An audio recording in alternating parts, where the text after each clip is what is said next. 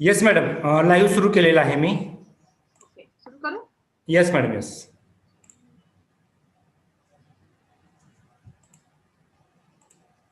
सुप्रभात विद्यार्थी मित्रांनो, आजच्या या ऑनलाईन वर्गामध्ये तुमचं पुन्हा एकदा मनपूर्वक स्वागत.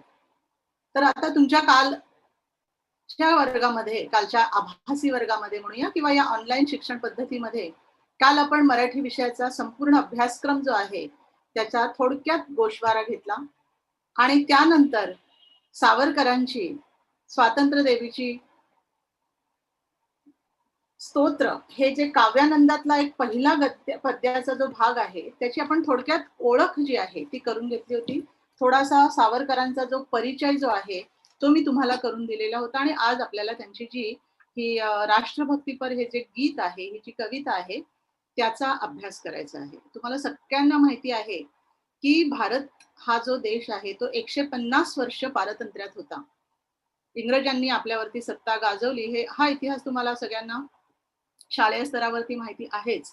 आणि यामध्ये अनेक स्वातंत्र्य सेनानी जे आहेत त्यांनी आपल्या प्राणांची होळी करून 150 वर्षाच्या पारतंत्र्यातनं नंतर आपल्याला स्वातंत्र्य मिळालेलं आहे. आणि याच्यामध्ये अनेक नावं आपल्याला माहिती आहेत. भगतसिंग, राजगुरू वगैरे जे तुम्हाला अभ्यासाला पण होते त्याच्यामध्ये सर्वात मोठं नाव जे आहे ते आहे स्वातंत्र्यवीर सावरकरांचं.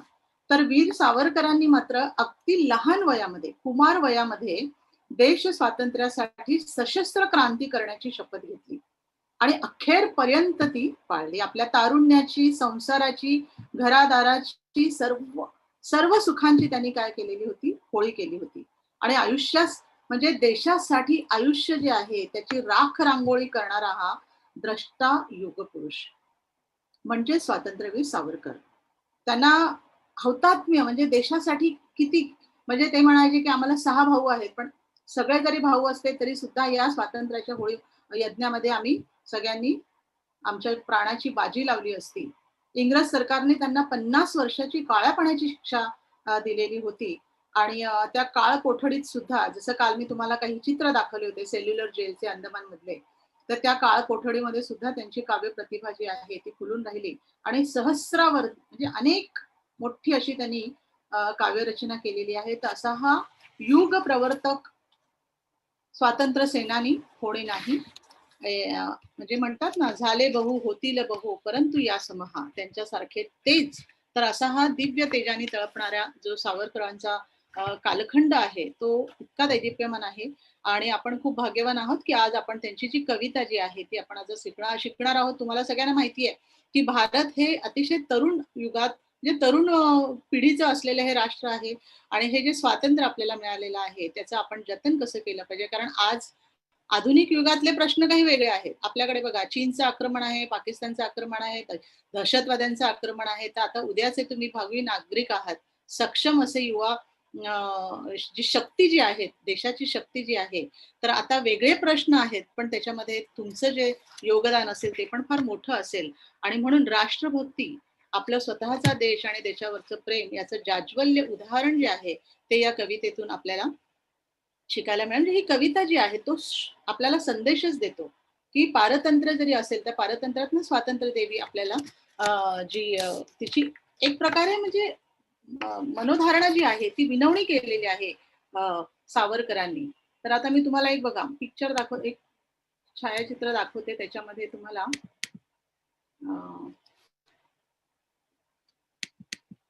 आपण कवितेला आता सुरुवात करणारच आहोत. मी काल तुम्हाला माझा परिचय करून दिलेला आहे. मी प्राध्यापिका प्रतिभा विश्वास, कीर्ती कॉलेज, दादर, मुंबई. आणि आता यानंतर काल मी तुम्हाला एक पीपीटी शेअर केलेली होती, ती होती स्वातंत्र्यवीर सावरकरांचे काही पिक्चर्स मी तुम्हाला दाखवलेले होते. परत एकदा पुन्हा थोडक्यात एकदा आपण ते बघून घेऊया कविता सुरू होण्यापूर्वी. सावरकरांचं हे चित्र आहे. एकदा त्यांचा जो काही काळ आहे बघा, इथे सावरकर दिसत आहेत आपल्याला, नेहरू आणि इंदिरा गांधी यांच्या बरोबर देखील. त्यानंतर त्यांचे कुटुंब आहेत, त्यानंतर इथे हा जेल जो आहे त्या जेलमध्ये बरंच आयुष्य जे आहे ते त्यांचं जेलमध्ये गेलेलं आहे आणि ते सगळ्यात जास्त 20 वर्ष त्याचं आयुष्य जे आहे ते या अंदमानच्या सेल्युलर जेलमध्ये गेलेलं आहे.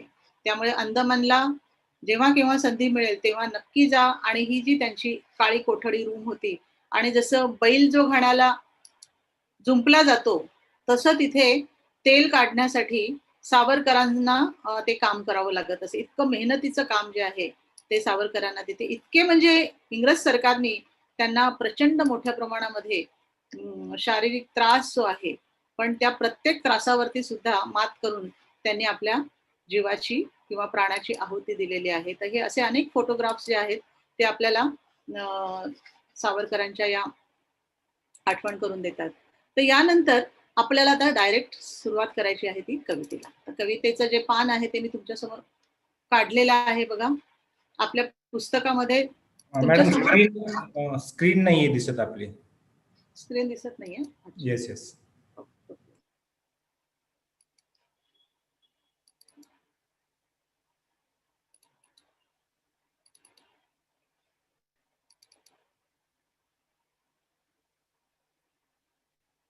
आता दिसतंय ना sir? Yes madam, yes yes. तर विद्यार्थी मित्रांनो, तुमच्या समोर पुस्तक असेल तर तुम्ही तुमच्या पुस्तकामध्ये बघा. अन्यथा आपल्या या स्क्रीनवरती तुम्हाला कविता जी आहे ती संपूर्ण कविता इथे दिसते आहे बघा. स्वतंत्रतेचे स्तोत्र, काव्यानंद, स्वातंत्र्यवीर विदा सावरकर.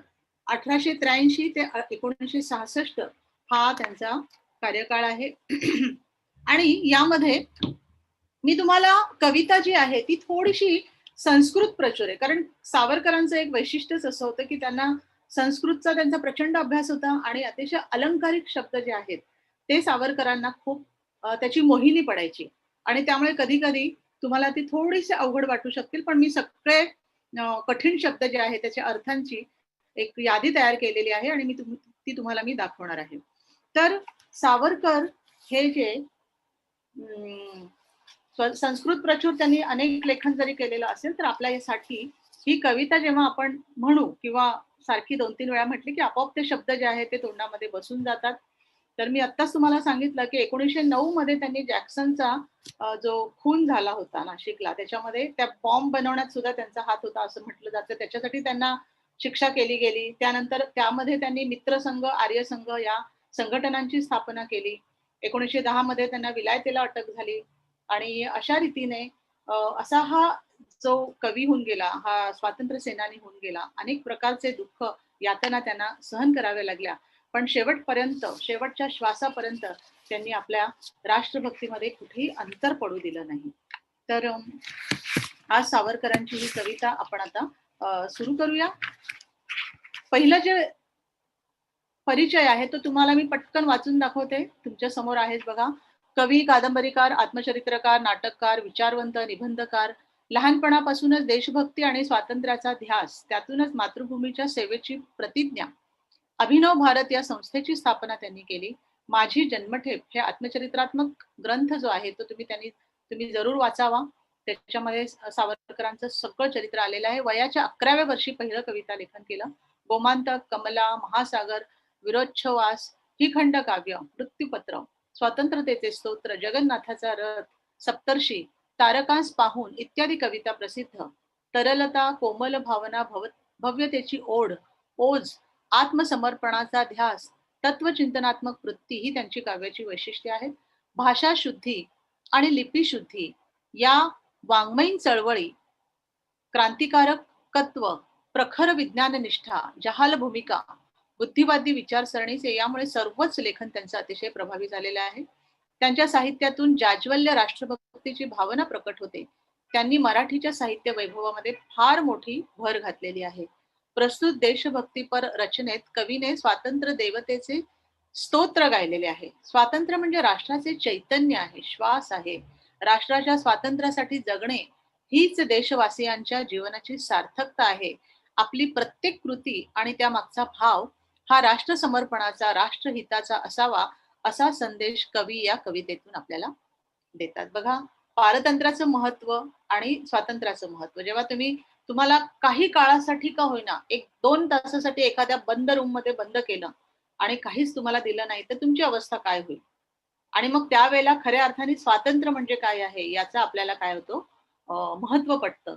तर असं अनेक वर्ष जे आहे ते भारत देश हा पारतंत्र्यामध्ये होता आणि त्याच्यामध्ये स्वातंत्र्य मिळवण्यासाठी ज्या अनेक कथा आपण वाचलेल्या आहेत स्वातंत्र्य देवीच्या किंवा स्वातंत्र्य समर्पणाच्या, त्यामधून या पारतंत्र्यातनं स्वातंत्र्य जेव्हा मिळालं आणि ते पारतंत्र्यात असताना ते स्वातंत्र्य देवी अशी एक कल्पना केलेली आहे की त्या देवीला, जसं आपण आपल्याकडे नवरात्रामध्ये किंवा आपली जी हिंदू संस्कृती आहे देवदेवी त्यांना मानते आणि आपण नमस्कार करतो, प्रार्थना करतो सगळ्यांच्या भल्यासाठी, तशी एक कल्पना सावरकरांनी केलेली आहे की ही स्वातंत्र्य देवी जी आहे तिला ते म्हणतायत की आता आम्हाला मुक्त कर पारतंत्र्यातनं आणि आम्हाला एक जो मुक्ततेचा स्वतंत्रतेचा जो श्वास आहे तो आम्हाला घेऊ दे, आम्ही त्याच्यासाठी इतकी मोठी प्राणाची होळी केलेली आहे.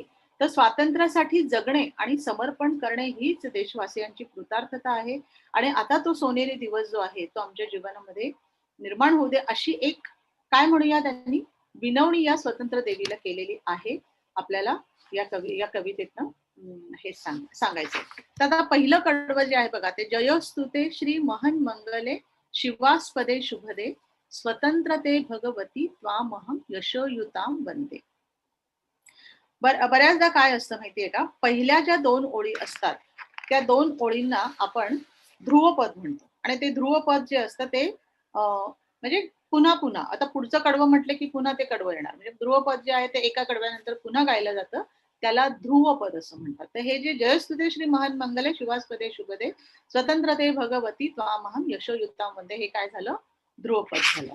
तर या ध्रुवपदाचा जो अर्थ आहे की यश देणारी, शुभ करणारी, मंगल करणारी, पवित्र असणाऱ्या अशा स्वतंत्र देवीचा काय आहे, जय जयकार असो आम्ही तिला वंदन करत आहोत.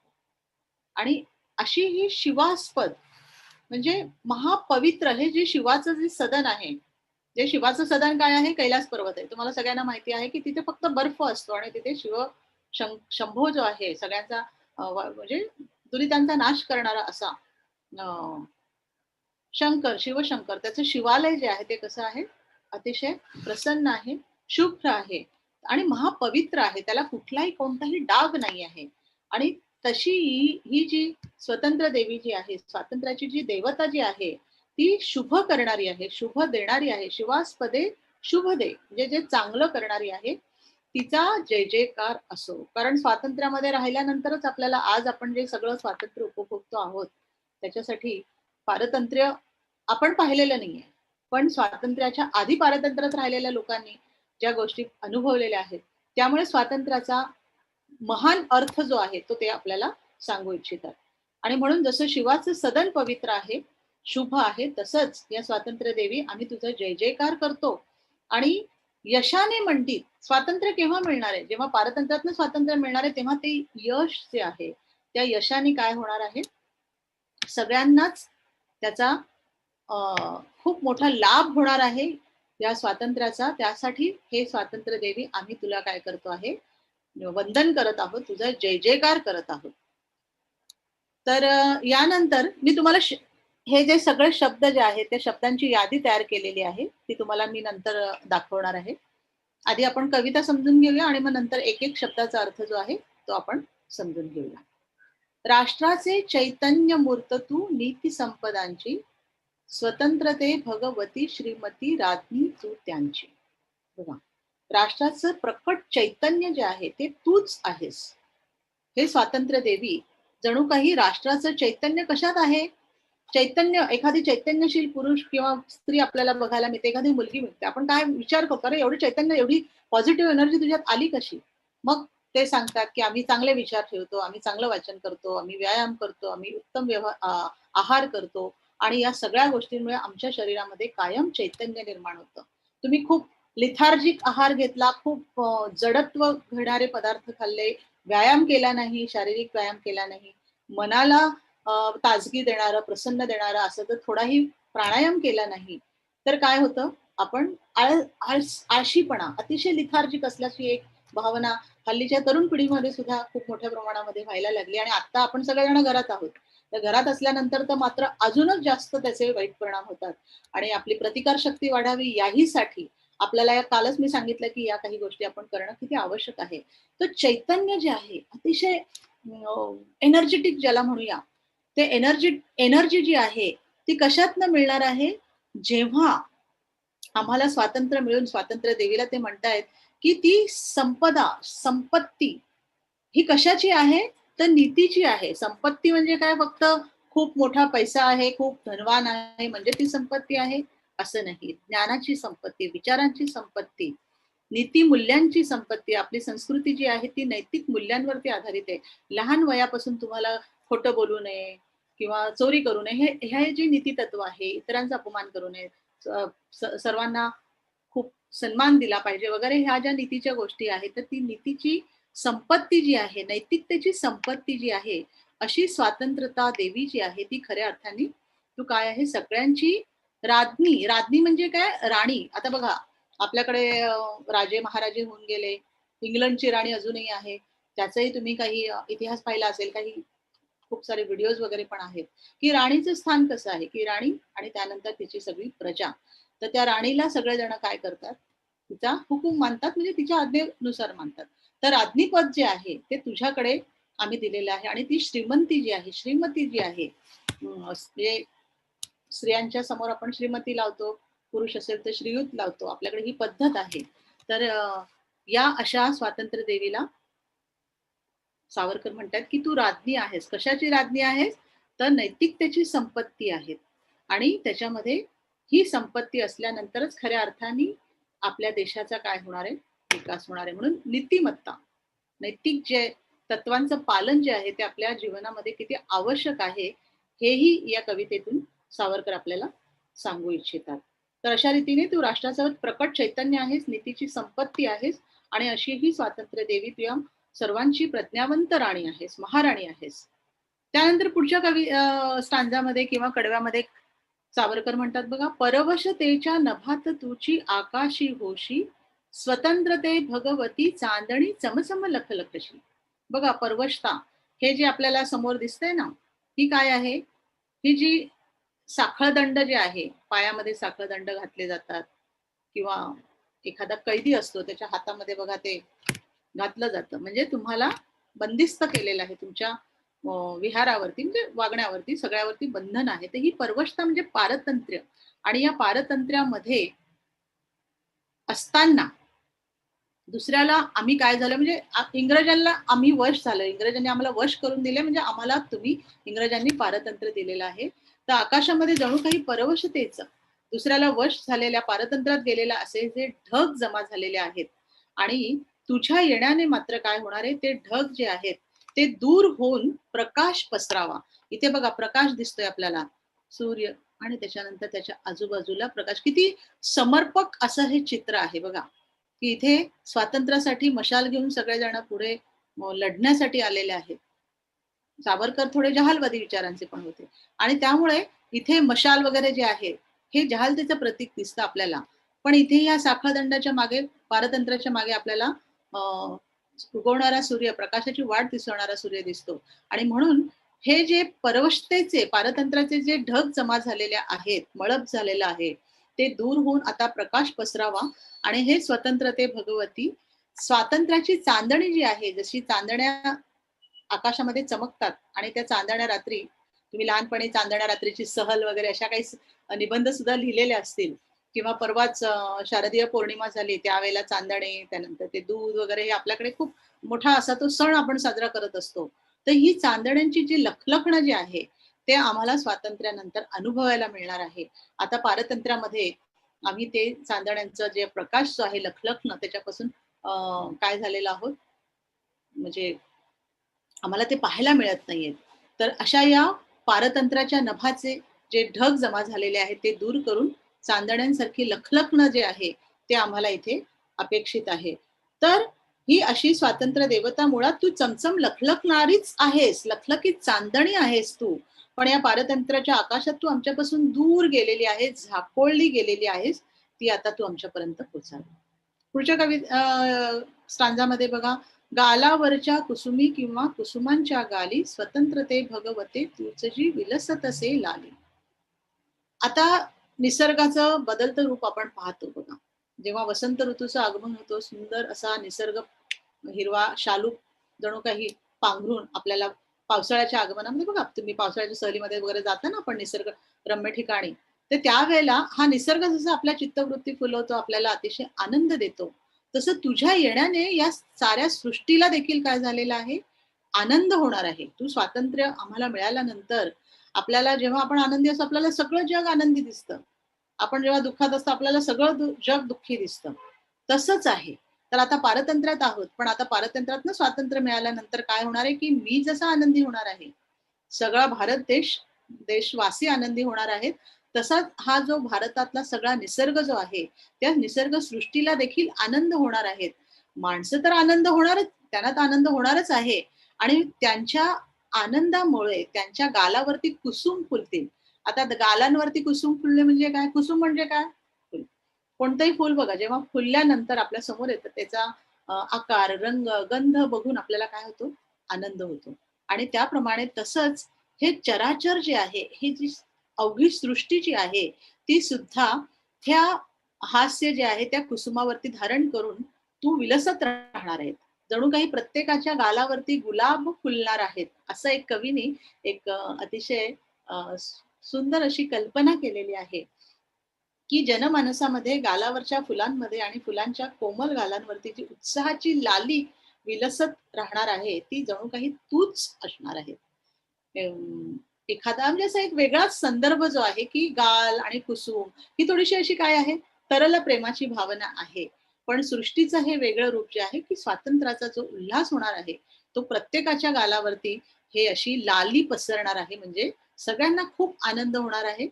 आणि आनंदी झालं, की बघा, आपण आनंदी असलो, की आपला चेहरा कसा ताजा आणि प्रसन्न दिसतो. तसं या स्वातंत्र्य देवीच्या येण्यामुळे होणार आहे.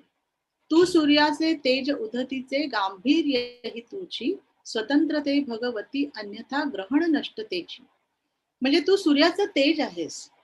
सूर्याचं तेज सगळ्यांना माहिती आहे बघा, सूर्य संपावर गेला तर काय होईल वगैरे, असंही तुम्ही लिहिलेलं आहे. त्यामुळे सूर्यासारखं थगथगणारं तेज तू आहेस. तसंच सागराचं गांभीर्य सुद्धा तूच आहेस. की सागराचे अनेकविध रूप आपल्याला बघायला मिळतात. शांत, खवळणारा किंवा भरतीच्या वेळचा, ओहोटीच्या वेळचा. तर समुद्राची धीर गंभीरता जी आहे ती पण तूच आहेस. तर हे स्वतंत्र देवी तू नसतीस तर हे पारतंत्र्याचं हे अमानुष ग्रहण जे आहे ते नष्ट झाले नसते. पारतंत्र्यामध्ये या ग्रहणामध्ये तू सूर्यासारखी तळपलेली आहेस. म्हणजे ग्रहण माहिती आहे ना, चंद्राला ग्रहण लागतं आणि मग त्यावेळेला तो चंद्र झाकोळला जातो. ग्रहण लागणे म्हणजे काय, एक प्रकारचा आपल्याला पारतंत्र्यामध्ये किंवा एक उदासीनता जी आहे. आणि या इतक्या वर्ष पारतंत्र्यामध्ये असल्यामुळे या स्वातंत्र्य देवीला देखील काय झालेलं आहे, उदासीनता आलेली आहे. आणि तिच्यामध्ये सूर्याचं तेज जरी आहे, पण तरी सुद्धा समुद्राची तिच्यामध्ये काय आहे, धीर गंभीरता देखील आहे.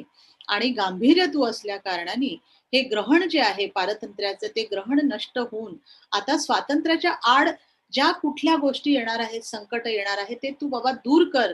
आणि आता आम्हाला हा पारतंत्र्याचा काळ काय झालेला, असह्य झालेला आहे. इतके वर्ष पारतंत्र्यामध्ये आम्ही आहोत, तर आता या स्वातंत्र्य देवीला ते पुन्हा विनवणी करतात, की तू आता सूर्याच्या तेजाप्रमाणे अतिशय लख्ख प्रखरतेने आमच्या पारतंत्र्याचा नाश करून स्वतंत्रता आम्हाला दे. मोक्ष मुक्ती ही तुझीच रूपे, तुलाच वेदांती स्वतंत्रते भगवती योगीजन परब्रह्म वदती. तू कशी आहेस? खरं सांगायचं तर वेदातली तू मोक्ष आहेस आणि मुक्तीची आज आम्हाला आवश्यकता नाही. आम्हाला या भूमीच्या स्वातंत्र्यासाठी पुन्हा पुन्हा जन्म आणि मृत्यू हवा आहे. मुक्ती पण हवी आहे, पण असं नाहीये की हा मुक्ती मिळाल्यानंतर पुन्हा जन्म मृत्यूचा हा जो शृंखला जी आहे ती सतत चालूच असते. पण मोक्ष बघा, आपली संस्कृती काय आहे, की मोक्ष प्रती जाणं, स्वर्ग सुख, स्वर्गामध्ये पोहोचणं म्हणजे काय आहे, मोक्ष आहे. आणि आपली जी हिंदू संस्कृती आहे ती वेदांवरती आधारित आहे. 4 वेद तुम्हाला सगळ्यांना माहिती आहेत. अथर्ववेद, सामवेद, ऋग्वेद आणि यजुर्वेद. तर वेदांमध्ये हे अपौरुषेय आहेत, कोणी लिहिलेत वगैरे हे आपल्याला माहिती नाहीये. पण या वेदांचीचा अभ्यास जो आहे किंवा वेदांची संस्कृती कर्मठ अशा रीतीने या वेदांमध्ये तुझी रूप जी आहेत ती वेगवेगळी आहेत आणि त्याच्यामध्ये सर्वात शेवटचं महत्वाचं जे रूप आहे ते काय आहे? मोक्ष. म्हणजे हा इहलोक सोडून आपण जेव्हा म्हणजे आपला मृत्यू होतो आणि आत्मा जो म्हणजे आसमंतात विलीन पंचतत्वामध्ये विलीन वगैरे होतो, अशी एक फार मोठी त्याला पार्श्वभूमी आहे. आपण एवढ्या खोलमध्ये जाण्याची गरज नाहीये. पण वेदांचं जे महत्व आहे आणि या वेदांमध्ये सांगितलेलं आहे की मुक्ती कशामध्ये आहे? मोक्ष प्राप्ती. मग त्याच्यासाठी तुम्ही चांगलं कार्य केलं पाहिजे वगैरे वगैरे. तर माझं कार्य काय आहे? माझ्यासाठी फक्त माझी राष्ट्रभक्ती हेच माझं कार्य आहे आणि ती service to God is service to man असं आपण म्हणतो ना, की ईश्वर सेवा मानव सेवा ही जशी ईश्वर सेवा आहे, माझ्यासाठी राष्ट्रसेवा हीच काय आहे? ईश्वर सेवा आहे. हेच कायम सावरकरांनी आपल्याला संदेश दिलेला आहे. तर अशा या स्वातंत्र्य देवीला ते म्हणतात की तुझं जे रूप आहे ते वेदांमध्ये मोक्ष जर सांगायचं झालं तर आज मात्र आम्हाला त्या वेदांची मुक्तीची आवश्यकता नाही. आमचं जे जीवन आहे ते आम्ही वेदांमध्ये वर्णिलेले जे योगीजन आहेत, आपल्याकडे साधू संत ऋषी मुनी ही फार मोठी अशी परंपरा आहे आणि त्याचं सगळं जे रूप आहे ते मोक्षाचं रूप सुद्धा तूच आहेस, मुक्तीचं रूप सुद्धा तूच आहे आणि ते सगळे जे रूप जे आहेत तुझ्यामध्ये सामावलेले आहेत आणि तू आम्हाला ते तर तू कवितेमध्ये पुढे सावरकर काय म्हणतात बघा, जय जय उत्तम उदात्त उन्नत महन मधुरते ते स्वतंत्र दे भगवती सर्व तव सहचारी होते. वेदांतातील मोक्ष मुक्ती सध्या आम्हाला नको आहेत. वेदांमधली तुझी ही रूप अनेक जरी असली, योगीजनांसाठी ती ठीक आहेत, आमच्यासाठी नको.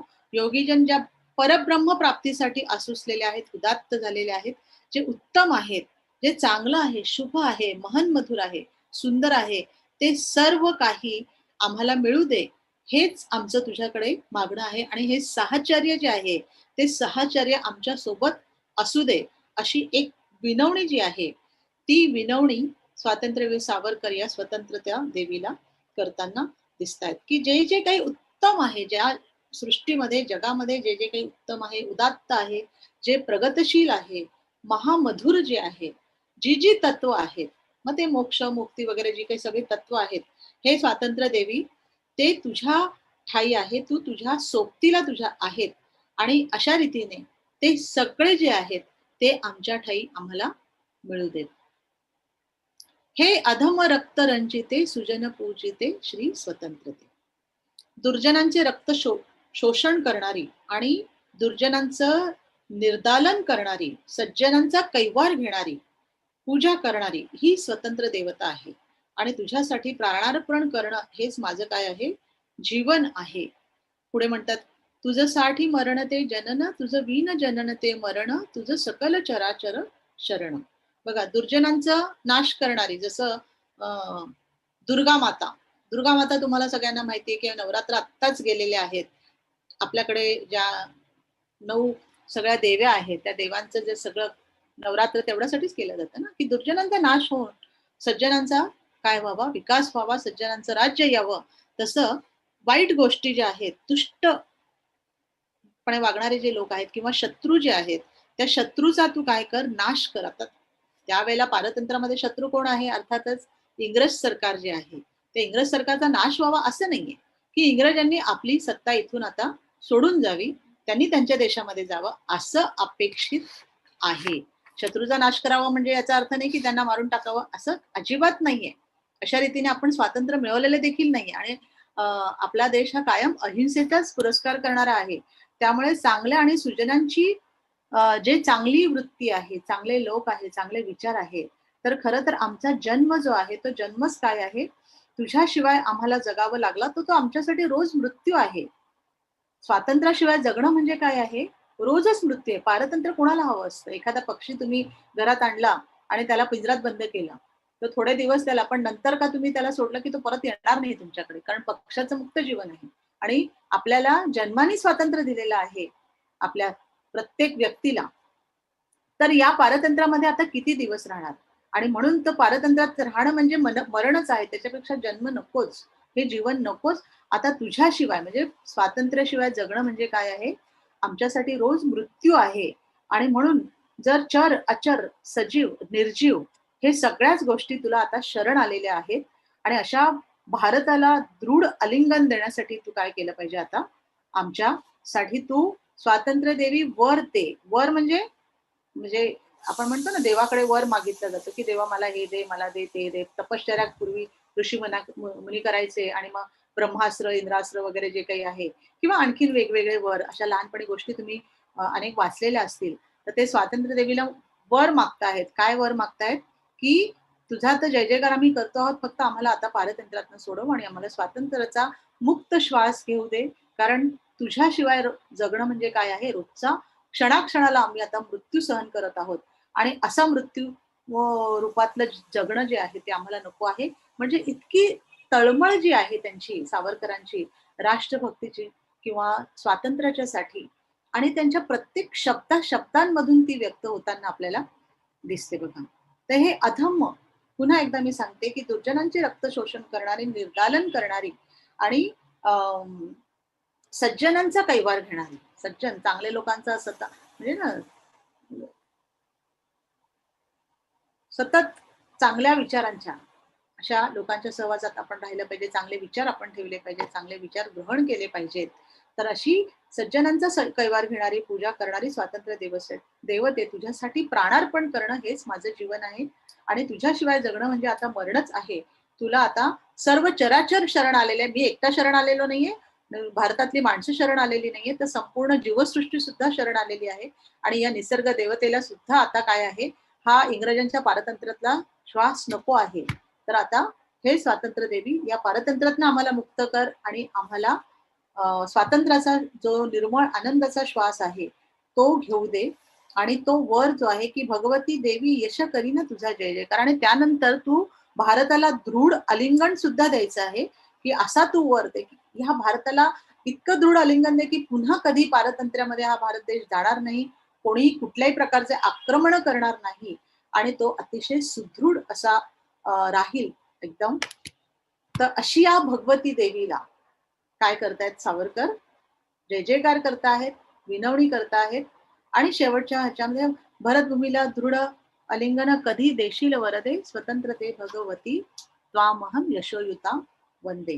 तर तू कधी अखेरच्या कडवेमध्ये सुद्धा तेच सांगितलेलं आहे की अशा या भगवती देवीला यश येवो आणि तिचा जय जयकार असो आणि तिने दृढ आलिंगन, जसं आपण अनेक दिवसांनी आपल्या प्रिय व्यक्तीला भेटतो आणि आपण एकदम त्या व्यक्तीला भेटल्यानंतर आपला आदर व्यक्त करतो, आपण प्रेम व्यक्त करतो आलिंगन देऊन, तशीच आता इतके वर्ष आम्ही 150 वर्ष या पारतंत्र्यामध्ये सगळ्यांनी सहन केलेला आहे. रोजचा जीवन हा जणू काही मृत्यूसारखं सहन केलेला आहे.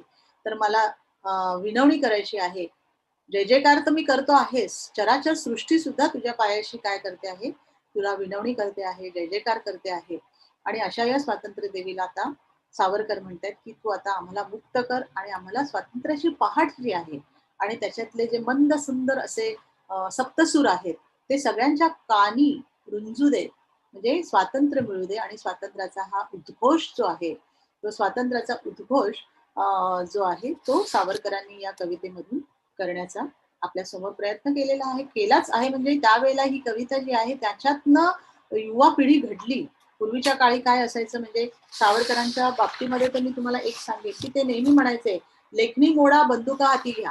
कधी कधी तर त्यांनी असं सुद्धा म्हटलेलं आहे. आणि अशा रीतीने इतका म्हणजे राष्ट्र येणं केणं आपल्याला स्वातंत्र्य मिळाला पाहिजेच पाहिजे असा त्यांचा काय होता, दृढ विश्वास होता आणि तो शेवटच्या श्वासापर्यंत त्यांनी काय केलेला आहे, केलेला आहे. तर यश देणाऱ्या, शुभ करणाऱ्या, मंगलकारी पवित्र अशा या स्वातंत्र्य देवीचा जय जयकार असो, वंदन त्यांना त्यांनी केलेलं आहे. आणि इथे काही कठीण शब्दांचे जे अर्थ आहेत मी ते तुम्हाला परत दाखवते बघा.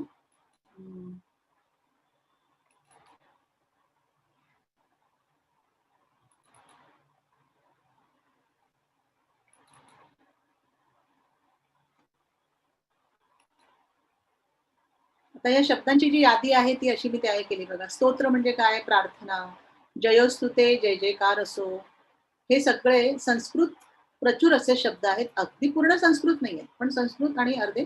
महन मंगले, महापवित्र, शिवास्पदे, शिवाचं घर, नीतीचं घर जे पहिल्या कडव्यामध्ये आलेलं आहे, शुभदे म्हणजे शुभदायी, शुभ देणारे, भगवती देवी देवता, त्वामहम तुला मी, यशोयुता यश चिंततो, वंदे वंदन करतो.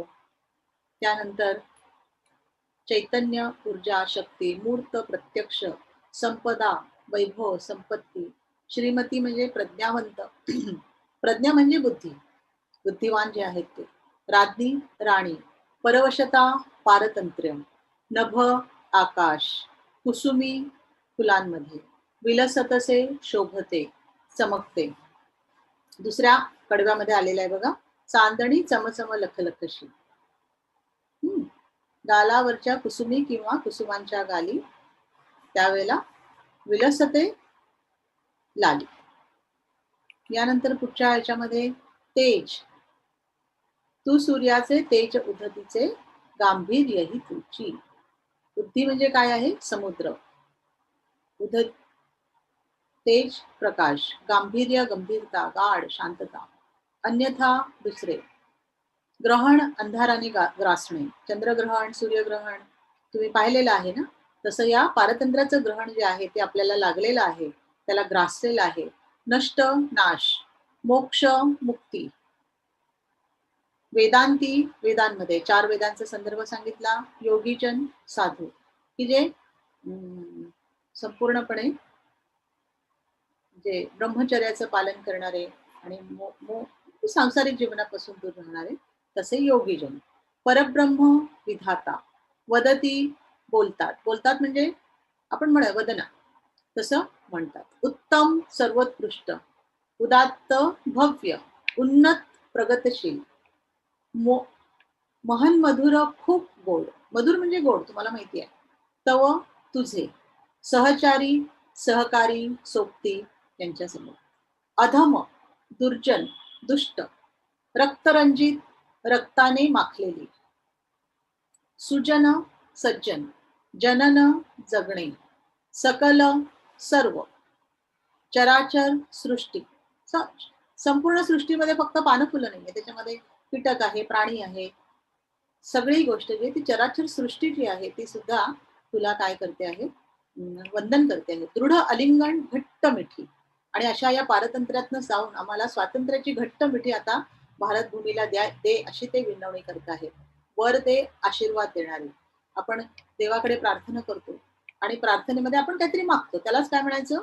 वर. आणि मग आपल्याला देव प्रसन्न होतो आणि आपल्याला जे पाहिजे असतं ते आपल्याला मिळतं असं आपण समजूया. तर चांगलं मिळवण्यासाठी काय केलं पाहिजे? आपण फक्त आता यामध्ये तुम्हाला मी मागच्या म्हणजे कालही सांगितलंच होतं की आपल्याला या कवितेमध्ये कोणताही हा फक्त काव्याचा आनंद घेण्यासाठी ही कविता आपण अभ्यासलेली आहे. याच्यामध्ये तुम्हाला म्हणजे कुठल्याही प्रकारचं काय म्हणतात प्रश्न येणार नाहीयेत. म्हणजे प्रश्नपत्रिकेमध्ये प्रश्न जरी नसले पण याच्यामध्ये एक मात्र आहे,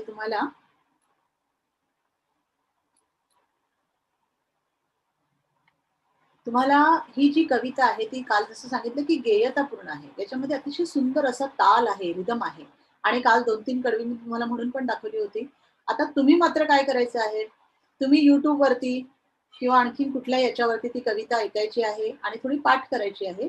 आणि जेव्हा तुमची तोंडी परीक्षा होईल, बोर्डाची जेव्हा तोंडी परीक्षा होईल त्याच्या आधी पण कदाचित एखाद्या वेळेला झाली, तर त्यावेळेला जेव्हा 5 कौशल्य आहे श्रवण, भाषण, वाचन, त्याच्यामध्ये तुम्हाला ही वाचनाच्या ऐवजी म्हणजे धडा उतारा वाचण्याऐवजी आम्ही काय सांगतो की आता ही पहिली कविता तुम्ही म्हणून दाखवा. आणि मग तुम्ही ती चांगली तालासुरामध्ये म्हणू शकता. कविता म्हटल्यानंतर, गायची म्हटल्यानंतर ते गाऊन पण म्हणावी लागेल किंवा चांगल्या रीतीने तुम्हाला तिचं सादरीकरण केलं पाहिजे. तर सावरकरांचे बघा इथे काही आपल्याला त्यांचे स्वतःच्या अक्षरामध्ये लिहिलेले काही पत्र पण दिसतात. इथे त्यांचे काही मनुष्य का संपूर्ण शक्ती का मूल उसके अहम की प्रतीक में विद्यमान होता है. प्रिय तरुण हिंदू तरुणांनो, प्रेयसीच्या केसातून फिरणारी तुमची गोष्ट जर बंदुकीच्या चापावरून फिरू लागली तर आणि तरच हा हिंदुस्थान जगू शकेल. क्रांतिकारक राजपुत्र विदा सावरकर. त्यानंतर ही कविता, my motherland sacrifice for you is like life living without you is a death. तुझ्याशिवाय आता आपण जी कविता शिकलो की तुझ्याशिवाय जगणं म्हणजे काय आहे? मरणच आहे. त्यानंतर इथे त्यांचं अक्षर बघा, तुम्हाला मी एक नमुना म्हणून इथे दाखवते. हे जे पत्र आहे या पत्रामध्ये तुम्हाला त्यांनी 28/7/17 लिहिलेलं पत्र आहे दिसतंय. नाशिक मधनं लिहिलेलं पत्र आहे. महाराष्ट्रातील अगदी पहिले नसलेली, मलाही थोडं वाचायला थोडं जमत नाहीये तितकं समजायला. संस्थेचा शताब्दी महोत्सव साजरा हो आणि असे म्हणजे त्यांना एक ते इतके शीघ्र कवी होते, की ते कुठल्याही वेळेला त्यांना एखादं सांगितलं गेलं, की ते पटकन कविता करायचे. एक विषय सांगितला गेला आणि फर्ग्युसन कॉलेजमध्ये जेव्हा ते शिकत होते, त्यावेळेला त्यांनी आर्य संघाची पण स्थापना केली. त्यांचं जे एक मित्रमंडळ होतं आणि त्याच्यामध्ये असे सगळे विद्वान लोकच होते आणि तिथे ते इतक्या कुठल्याही विषयावरती त्यांची कविता जी आहे, ती कविता कोणत्या विषयाचं त्यांना बंधन नसायचं आणि त्यांच्यासाठी आता आपल्याकडे 5च मिनिटं राहिलेले आहेत. तर 5 मिनिटामध्ये पुन्हा एकदा मी काय करते, एकदा आपल्या या कवितेचा जो आहे, तो गोषवारा जो आहे, तो पटकन थोडक्यामध्ये घेते आणि कविता तशी थोडी जरी शब्दांच्या माध्यमातून विचार केला तर अवघड असली, तरी सुद्धा खूप सोप्या पद्धतीने सांगण्याचा प्रयत्न केलेला आहे. तुम्हाला ती चांगली समजली असेल, अशी मी आशा करते. आणि मुख्य म्हणजे ही कविता मात्र या सावरकरांना एक आपण श्रद्धांजली म्हणूया किंवा त्यांना एक त्यांचं स्मरण म्हणूया. ती कविता मात्र तुम्ही सगळ्यांनी पाठ करावी अशी मी तुम्हाला एक सूचना आग्रहाची करीन आणि चांगल्या कविता पाठ असणं, त्याच्यामुळे आपले उच्चार जे आहेत, ते उच्चार चांगले व्हायला मदत होत असते आणि पाठांतर सुद्धा खूप आवश्यक आहे. तर अशा या सावरकरांच्या आपण जवळ-जवळ बऱ्यापैकी त्यांच्या व्यक्तित्वाचा वेध जो आहे, तो कालपासून घेण्याचा प्रयत्न केलेला आहे. सावरकर हे फार मोठं भ्रष्ट व्यक्तिमत्व आहे. त्यांच्याबद्दल किती लिहिलं आहे, किती वाचलं आहे, किती लोकांनी त्याच्यावरती संशोधन केलेलं आहे. त्याचप्रमाणे दरवर्षी साहित्य संमेलन भरले जातात 3-3, 4-4 दिवसाचे. त्याच्यामध्ये फक्त सावरकरांच्या लिटरेचरवरती किंवा त्यांच्या साहित्यावरती, त्यांच्या विचारांवरती एक-एक विषयातले त्यांचे विचार जे आहेत, ते दरवर्षी सावरकर प्रतिष्ठान जे आहे, त्यांच्या माध्यमातून आणि काही नाटकं जी आहेत, ती नाटकं सुद्धा रंगभूमीवरती सावरकरांची आलेली आहेत. तर पुन्हा एकदा अगदी थोडक्यात मी तुम्हाला या कवितेचा सारांश जो आहे, तो सांगते. कविता तुमच्या समोर आहे त्याच्यामुळे मी परत ते ती कविता म्हणून दाखवत नाही. तुम्ही ती तुमच्या समोर असल्यामुळे म्हणू शकता किंवा बघू शकता. मी पुन्हा एकदा कविता उघडते वाटल्यास.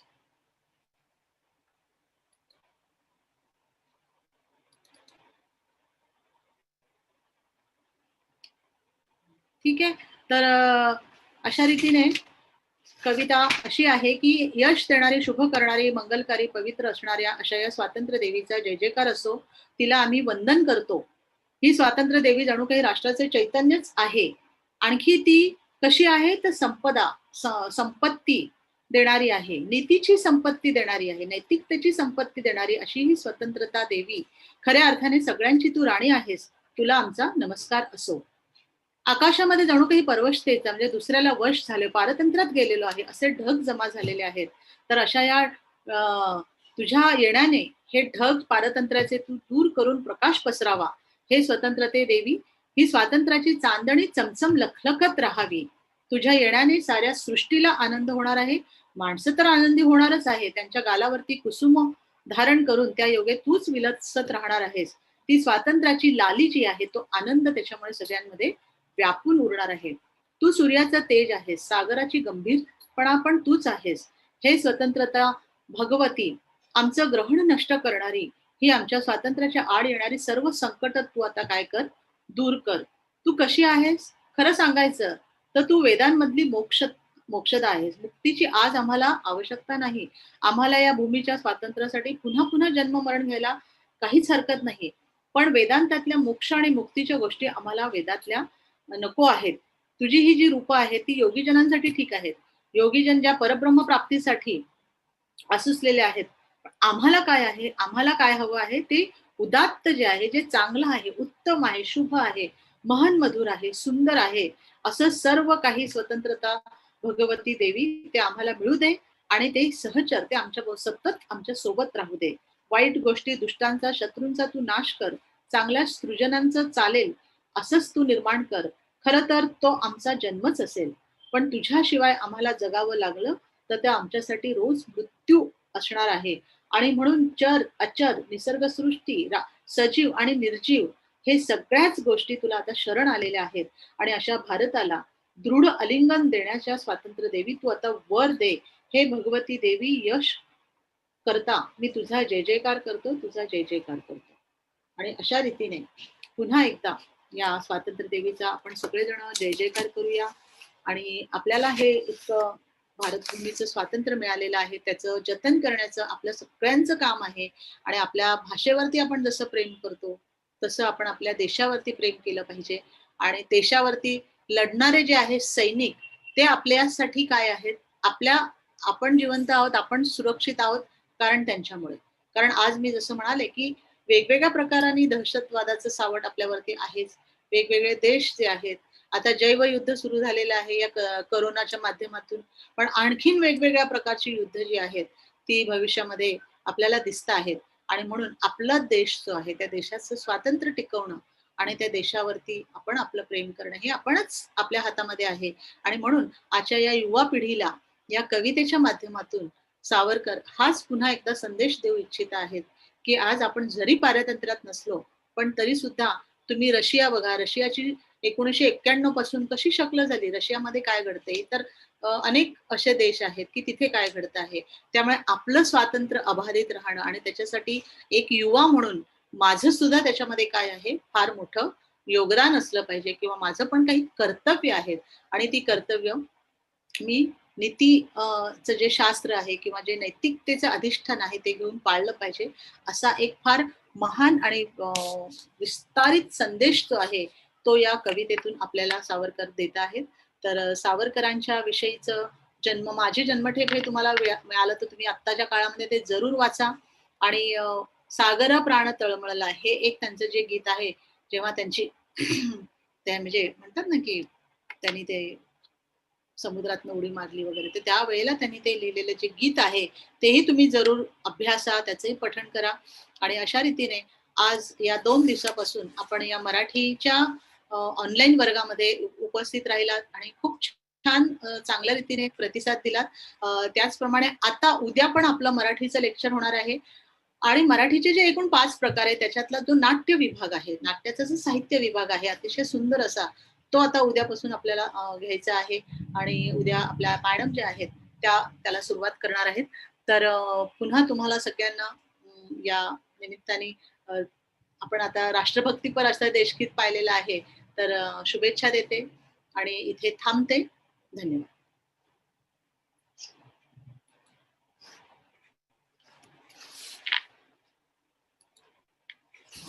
माधुरी मॅडम आहेत का मॅडम आता?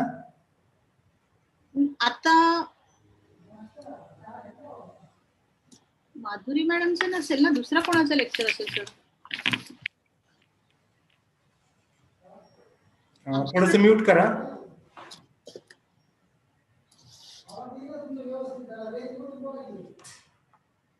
Okay okay, thank you.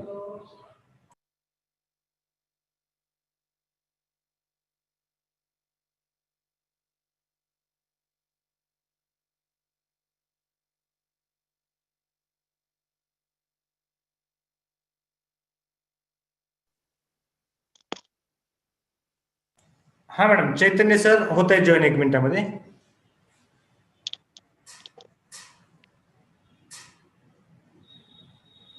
सर बरोबर झालं ना वेळेत? Yes yes madam, yes. हे लाईव्ह सुरू आहे सध्या, पण मी स्टॉप नाही केलेला आहे. चैतन्य सर जॉईन होतील 1 मिनिटामध्ये.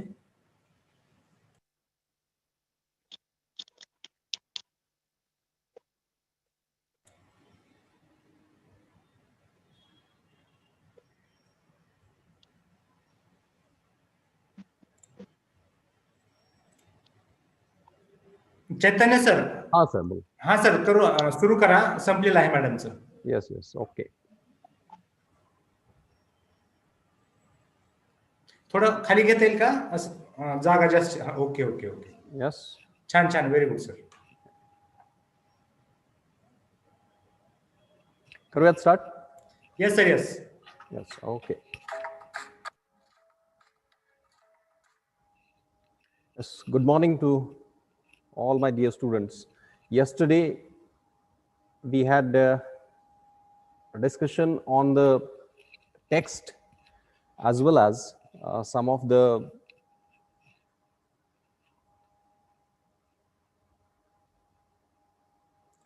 as well as the pattern of question paper.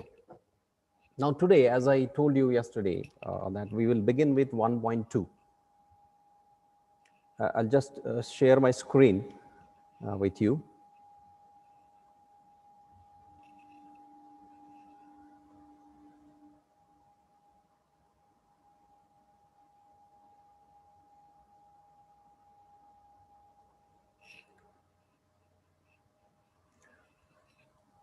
We're going to begin with the first section, which is a prose section. As we discussed yesterday, we have 4 sections in our text. The first one is prose section. 6 lessons are there, 6 passages are there with different background, with different themes, with different topics. Section second, we have 6 poems. Third section, writing skill, and the fourth section is of drama. Now we'll start with 1.2 because this year 1.1 being neighborly, this part has been omitted from our syllabus because we got delay in starting the colleges. So this particular first chapter has been omitted, but my request to you to read, to go through that passage. This is a nice story. You can easily understand it. We'll begin with 1.2, On to the Summit. We reach the top, by Tenzing Norgay. Edmund Hillary and Sherpa Tenzing were the first explorers of Mount Everest on May 29, 1953. You can see in one of the newspaper, this is how the headline at that time. There were several attempts before to reach to the highest mountain in the world. You know, people who have a lot of interest in mountaineering, mountains are always calling them. And both of them, so Sherpa Tenzing and Edmund Hillary, were passionate about mountaineering. And they desperately wanted to be on the highest mountain, which is called as the roof of the world, Mount Everest. Several attempts were made by several people. All the mountaineers in the world had a dream, in fact, to reach to the summit that is on the top peak of the Mount Everest, the highest peak in the world. And Edmund Hillary and Sherpa Tenzing succeeded in their effort. And they were the first explorers of Mount Everest on May 29. This particular passage, an article published in Times of India, is a report of Tenzing Norgay's expedition to Mount Everest. Now, before we begin with this passage, let me tell you that in yesterday's lecture, we discussed that any passage or any poem, you should go in 4 steps. The first important introductory part to every lesson and every poem is obviously icebreakers. Icebreaker activity will swiftly lead you to the content in the passage and in the poem. This is also the test of your previous knowledge. This is also creating curiosity among you. And this is also testing your information, what information you have. Naturally, when you see that title, On to the Summit, we reach the top. This passage is about mountaineering. And before we start this passage, before we share the experience of Tenzing Norgay, it is necessary for us to test our own understanding, to test our own information, to test our own knowledge about mountaineering. And for that purpose, the 3 activities given in icebreaker. If you are having text with you, you can go through on page number 15. These activities are there on that page. The first is a wave diagram. Climbing is at the center of that wave diagram. The mountaineering, various skills, various sports you can say, or various activities related to climbing. Some people are amateur climbers, amateur mountaineers. They just for the sake of their passion, they just for the sake of their fitness, for example, they like to climb the mountains. Some people are so passionate that they turn their passion into profession, and they are so desperate to climb the mountains, so they travel all around the world and try to be on the expedition on all the mountains in the world. In a way, the mountains were always calling them. So what are those activities related to mountaineering or climbing? On page number 15, 2 activities are given for you. 2 activities are solved for you in that wave diagram. First one is on the left side. If you see, if I can highlight it, rappelling is one activity has been given in the text, and on the right side, rock climbing is given. Now you are supposed to add another 5 activities which you know related to climbing. I've given 2 for you. Scrambling is there and bouldering is there. Now you can go on adding couple of activities on your own. What activities you know related to climbing? One is rappelling, another is scrambling, rock climbing is, bouldering is there. You go on finding out what are the known activities to you, or sometimes it is also a sports related activities in the form of climbing. Then the second activity given in icebreaker is there are certain prerequisites for mountaineering, precautions you should take, things you should keep ready with you, things you should take care of, prerequisites. With reference to the following points, develop a short dialogue between you and your friend about mountaineering. This activity is related to your knowledge of mountaineering, and also it is related to develop your speaking skill. Remember, dialogue is necessary there. So you can have a discussion with your friend about mountaineering. What are the points you can take in that dialogue? Time. For example, you can take an example, somewhere around you, if their mountain is there, or just an imaginary dialogue you can create. What time will require, at what time you should go for mountaineering, which is the suitable time for mountaineering, what is the distance, which equipments are required. On the right side of the slide, you see those equipments which are related to mountaineering. The mountaineers have to carry all those equipments for their safety also, and to climb the difficult part of the mountain, especially when the mountaineering is done in the part of Himalaya, that these things are very necessary for the mountaineers. Equipments, which equipments which you require. Now the task is for you. You can find out the names for those equipments which are given on the right side of your slide. You can Google, you can discuss with your friend and find out the names to those equipments. It will improve your vocabulary also, right? Now, mental and physical fitness. Now, fitness is not only physical, it is also mental. You need to be mentally tough.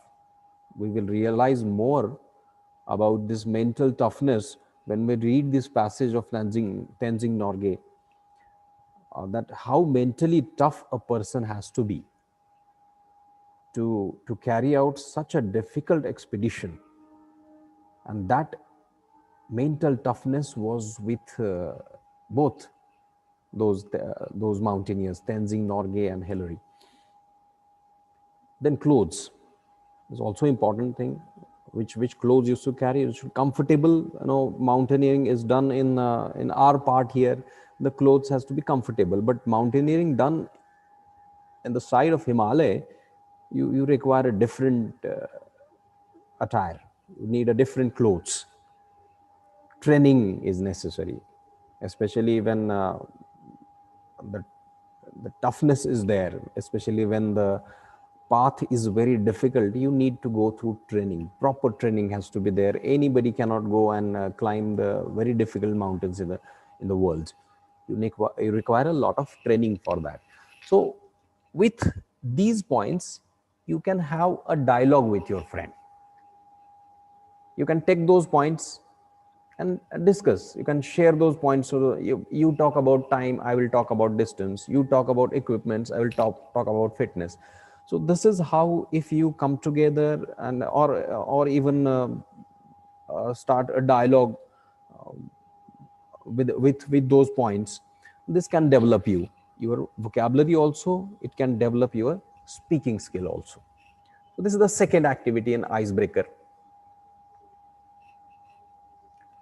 Now the third activity on the same page 15, another activity is there. Discuss with your partner the various hazards and risks that a mountaineer or a trekker has to face in an expedition.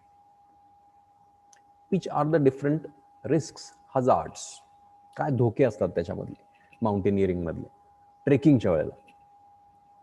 When you go for trekking, which dangers are involved in it? Now here all these hazards and risks are given for you to fill it up. I've given 3 of them for your understanding. So one is landsliding, can be there. You go on trekking, especially in the rainy season, there is always a danger of landsliding. Rock falling is also another danger. You can see in the picture on the right. The people, the mountaineers always have to take care. Adverse climate, sometimes it can affect your trekking. So these are the risks. The people who are undertaking that expedition have to go through those, have to face those risks. Now we can go on adding which are other factors which are risky one while go on trekking. You can imagine, or you might have someday or the other experience these things while trekking a mountain. What are the difficult things you faced? Your own experience, or you might have read any experience about any mountaineer. You can write down those risks. Now, students, you can, if to solve this icebreaker activity, you can classify these risks in 2 categories. First category is natural risks. Now these 3 I have given the natural risk there. You can categorize another risk with personal, that is individual risks are there.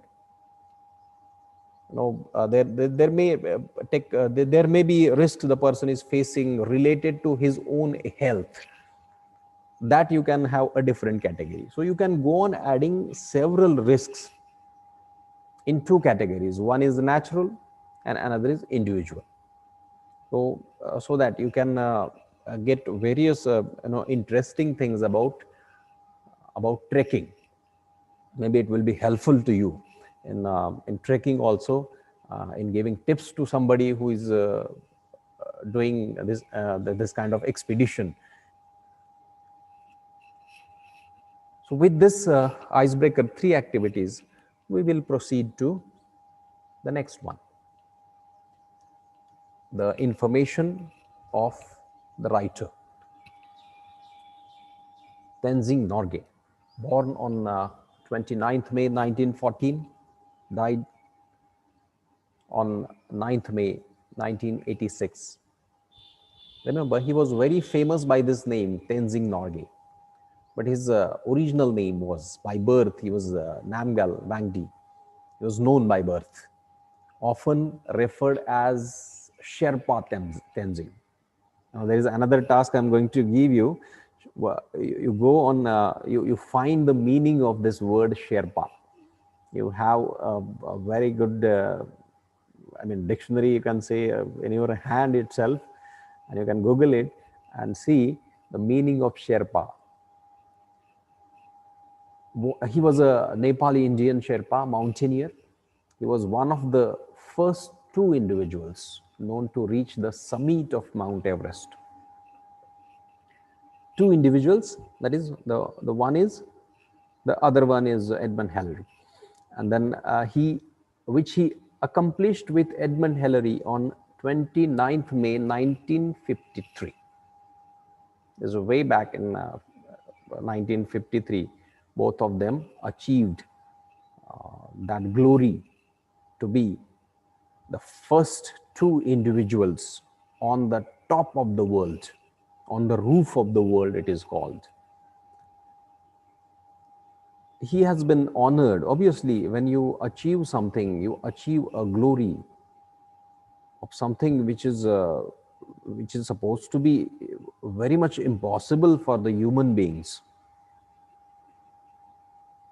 You are supposed to be honored. And he was honored by Tiger Medal in 1938 by Himalayan Club for third Everest expedition. He went on continuing his expedition on Mount Everest. He was not the person who will, once his dream is accomplished, he is not going to stop. He will continue to cherish his dreams as many times as he wants.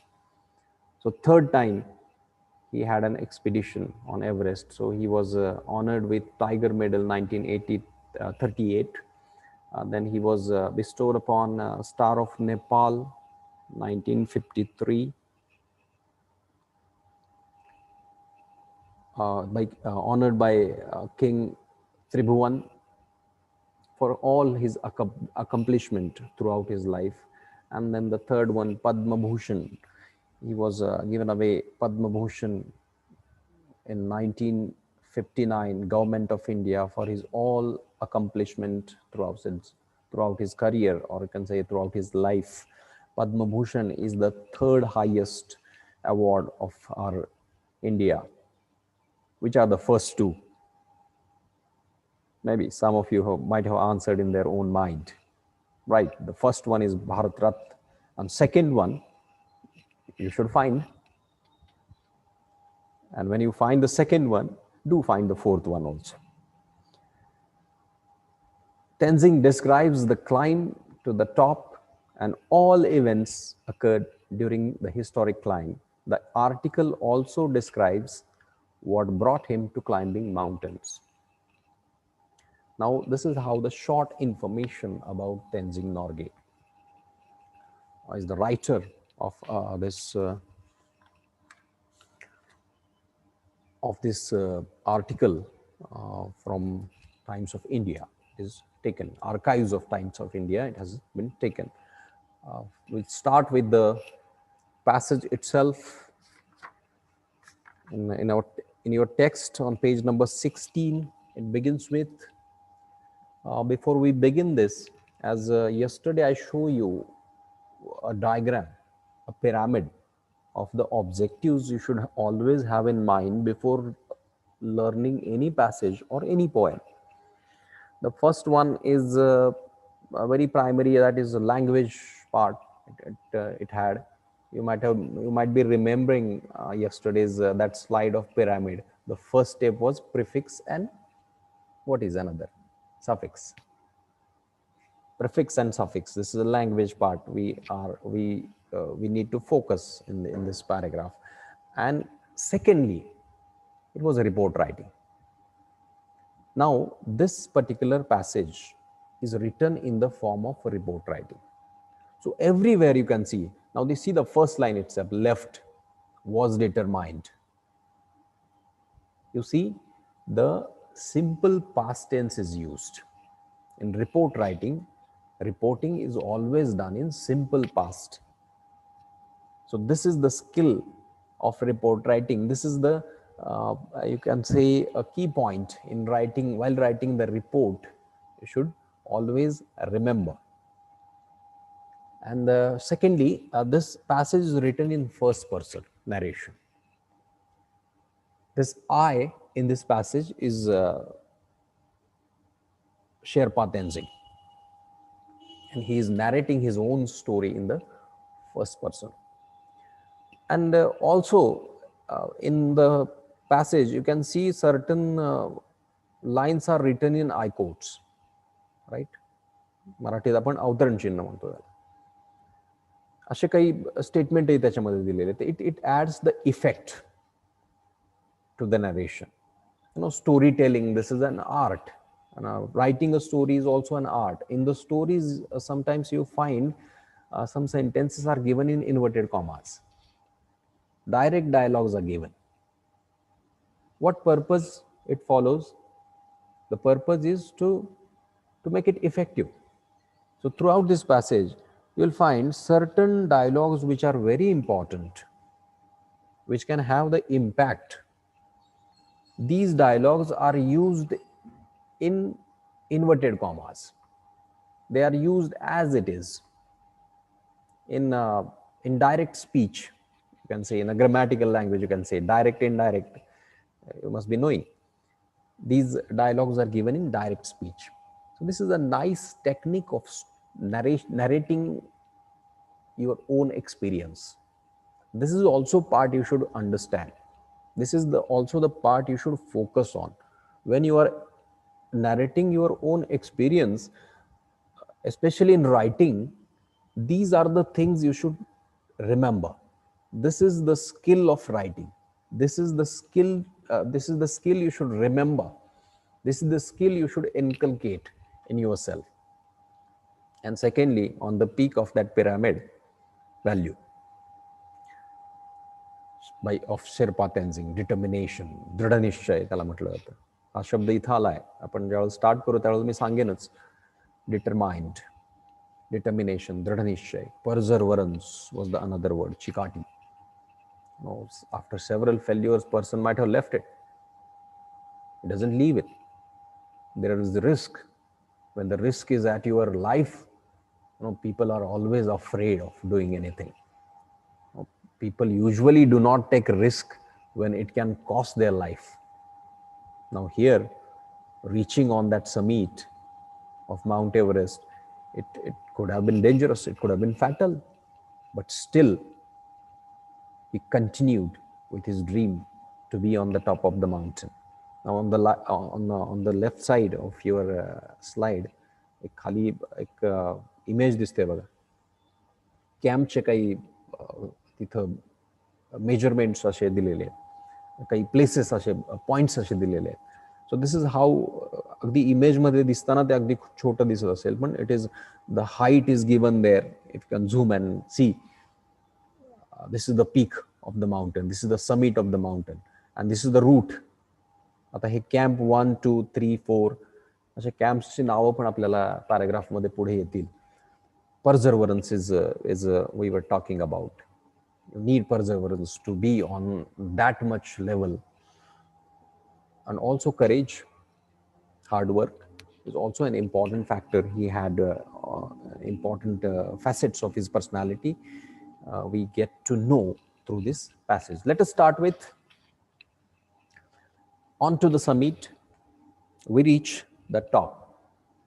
When we left Camp 9 on Friday morning, I was determined to get to the top on this day.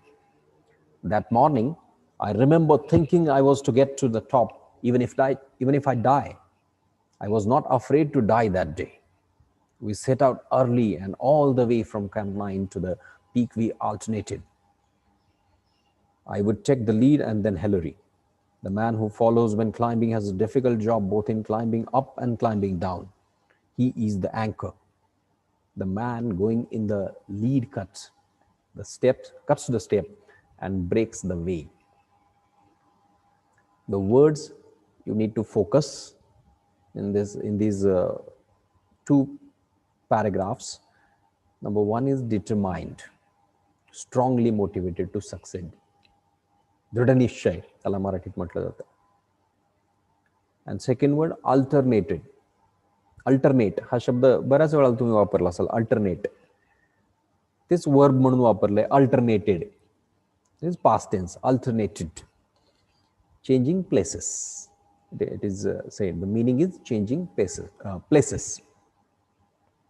Now in the first paragraph, see one particular line you get to know. I was to get to the top even if I die. What does it show? It shows the determination. Even if I die, I will go there. He was so desperate to go there. He had this dream in his life, being born in the valleys of that Himalaya. He might have always observed those mountains, Himalayan mountains, from his childhood, and maybe those mountains were always calling him right from the childhood, and that is why he had that dream in his mind throughout his life to reach to that top. And today that day occurred after a few attempts. Now this moment has arrived, and so what he says, I was to get to the top even if I die. It shows his determination. I was not afraid to die that day. हा पुढचं statement आहे त्याचं. What does it show? It shows his courage, even at any cost, to achieve his dream. He can go to any extent to achieve his dream. That part, that facet of the personality of Tenzing Norgay we can understand by these two lines. And then he has given some information about Hillary also. The man who follows when climbing has a difficult job, both in climbing up and climbing down. He is the anchor. That is, he is leading that expedition. And what is the job of the person who is anchoring? He cuts the steps and breaks the way. Sometimes they keep a distance between them. And you may see in the picture right below on the right side. This is the way. This is the method. The role of the anchor, especially having the expedition on the Everest, like Mount Everest. In my pocket. We'll proceed to the next one on the same page 16. In my pocket, I had 4 flags. When we were still at Camp 4, Colonel Hunt gave me 3 flags, those of Britain, the United Nations, and Nepal. He charged me with the duty of planting them on the top of the world. These 3 flags are in your care, he said. When you and Hillary reach the top, put them at the peak. I am sure that you and Hillary are going to do it. I told Colonel Hunt that I was carrying the Indian flag with me, and I would like to be on the top with the other flags. I had to ask Colonel Hunt's permission in his capacity as a leader of the expedition. The words to remember I have given changes the colors even. Expedition is the word remember in these paragraphs. A journey organized for a particular purpose. Expedition, the last word in the paragraph, as a leader of the expedition. A journey organized for a particular purpose. This is necessary in a vocabulary part. As we saw in the last lecture in those category of activities, A1 to A6, one part is specifically reserved for vocabulary part. So here in that vocabulary part, such words can be asked. Expedition. What is the word used for a journey organized for a particular purpose? One word, expedition. What is the word used for the highest point in the paragraph? Peak is the word for highest, the highest point. Now, see, in these three paragraphs also, you can get one more facet of the personality of Tenzing Norway, that is his patriotism. As a leader of the expedition, Colonel Hunt was the leader of the expedition. And remember, he was not with them. The mountaineers climbing on the Mount Everest were Edmund Hillary and Tenzing Norgay. But who was the leader of that expedition? Colonel Hunt. And he had given him 3 flags, Britain, United Nations and Nepal. But Tenzing carried another flag with him, Indian flag. It shows his patriotism. And also it shows his team spirit. He understands my leader is Colonel Hunt. So he doesn't forget to take his permission.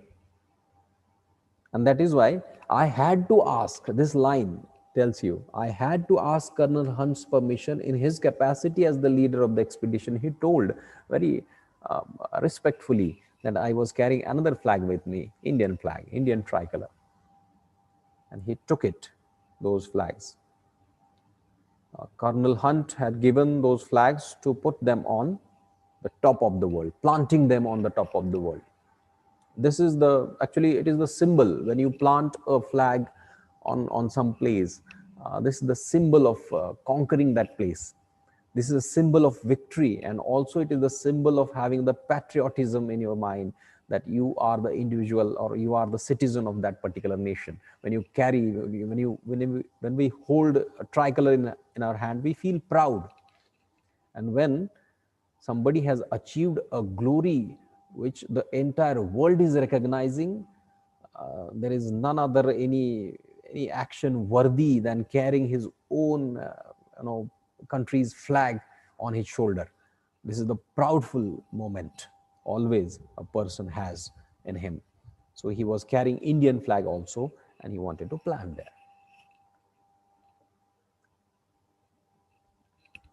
Okay, let us proceed to the next one. On page number 17 now we'll move. Indian flag. Colonel Hunt said, by all means, I'm glad to know that you brought an Indian flag. After 1 hour of steady going, we cut across from the south face and started up the west side, where we had to pass up a steep line of rocks. This was slow and difficult. Once we had cleared these, there was nothing barring our way to top but a snow-covered incline sloping less and less as it neared the top. These last 60 or 70 feet up the top were not very dangerous, but we kept up the same steady pace, and we reached the small flattened summit almost together. This is the time when you reach that summit. You can see in that picture the top of the peak of the summit. When he told Colonel Hunt that he was carrying the Indian flag, the leader also has to be of that capacity. When there's a huge heart, you can say that he, by all means, he said, I'm glad you brought that Indian flag. So he also must have the respect for his teammates. And this second paragraph tells you their journey in a short. It's not, he has not given some details about their journey. Of course, it was very difficult, very tough. But in that paragraph, even if the activity can be asked that what kind of dangers they face, how difficult their journey was, you can choose the words from this second paragraph.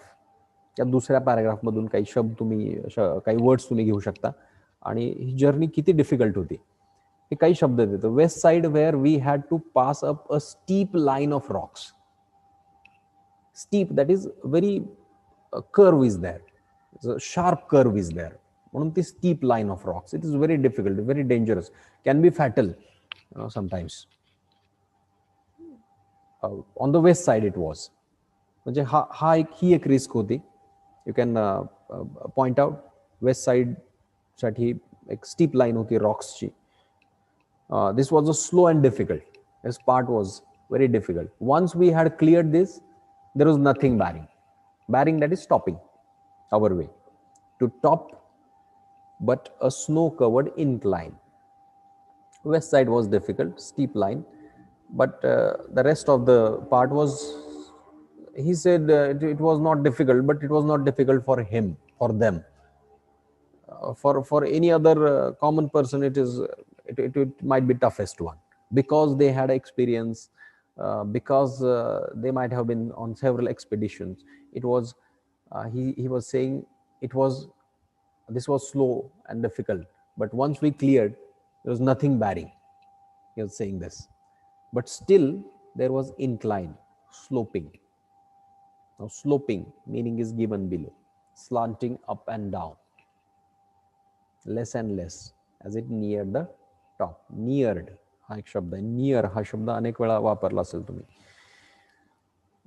Neared verb वापरले, neared, that is move towards. These last 60 or 70 feet up to the top were not very dangerous, he is saying. And the last line, we kept the same steady speed. Sometimes what happens, people can lose their control when the victory is in their hand. You might have observed in many games, cricket matches are going on right now. You might have observed, sometimes the victory is in your clutches and you become a little bit careless and the victory slips out of your hand.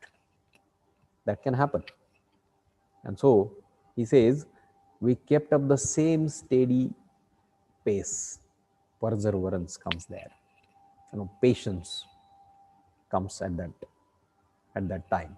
Even if you look at the summit is so close, a lifetime achievement is just a feet away from you, the person might lose the control and can run to the top and get there and can shout there, I have accomplished my dream.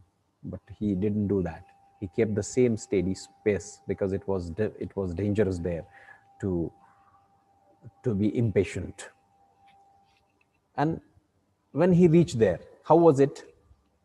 Even if it is asked, how was the summit? How was the top of that Mount Everest? How it was? Small, flattened. And how did they go there? Together. Who was first and who was second? Didn't matter. We went together. He's a team man. And he says, we went there together.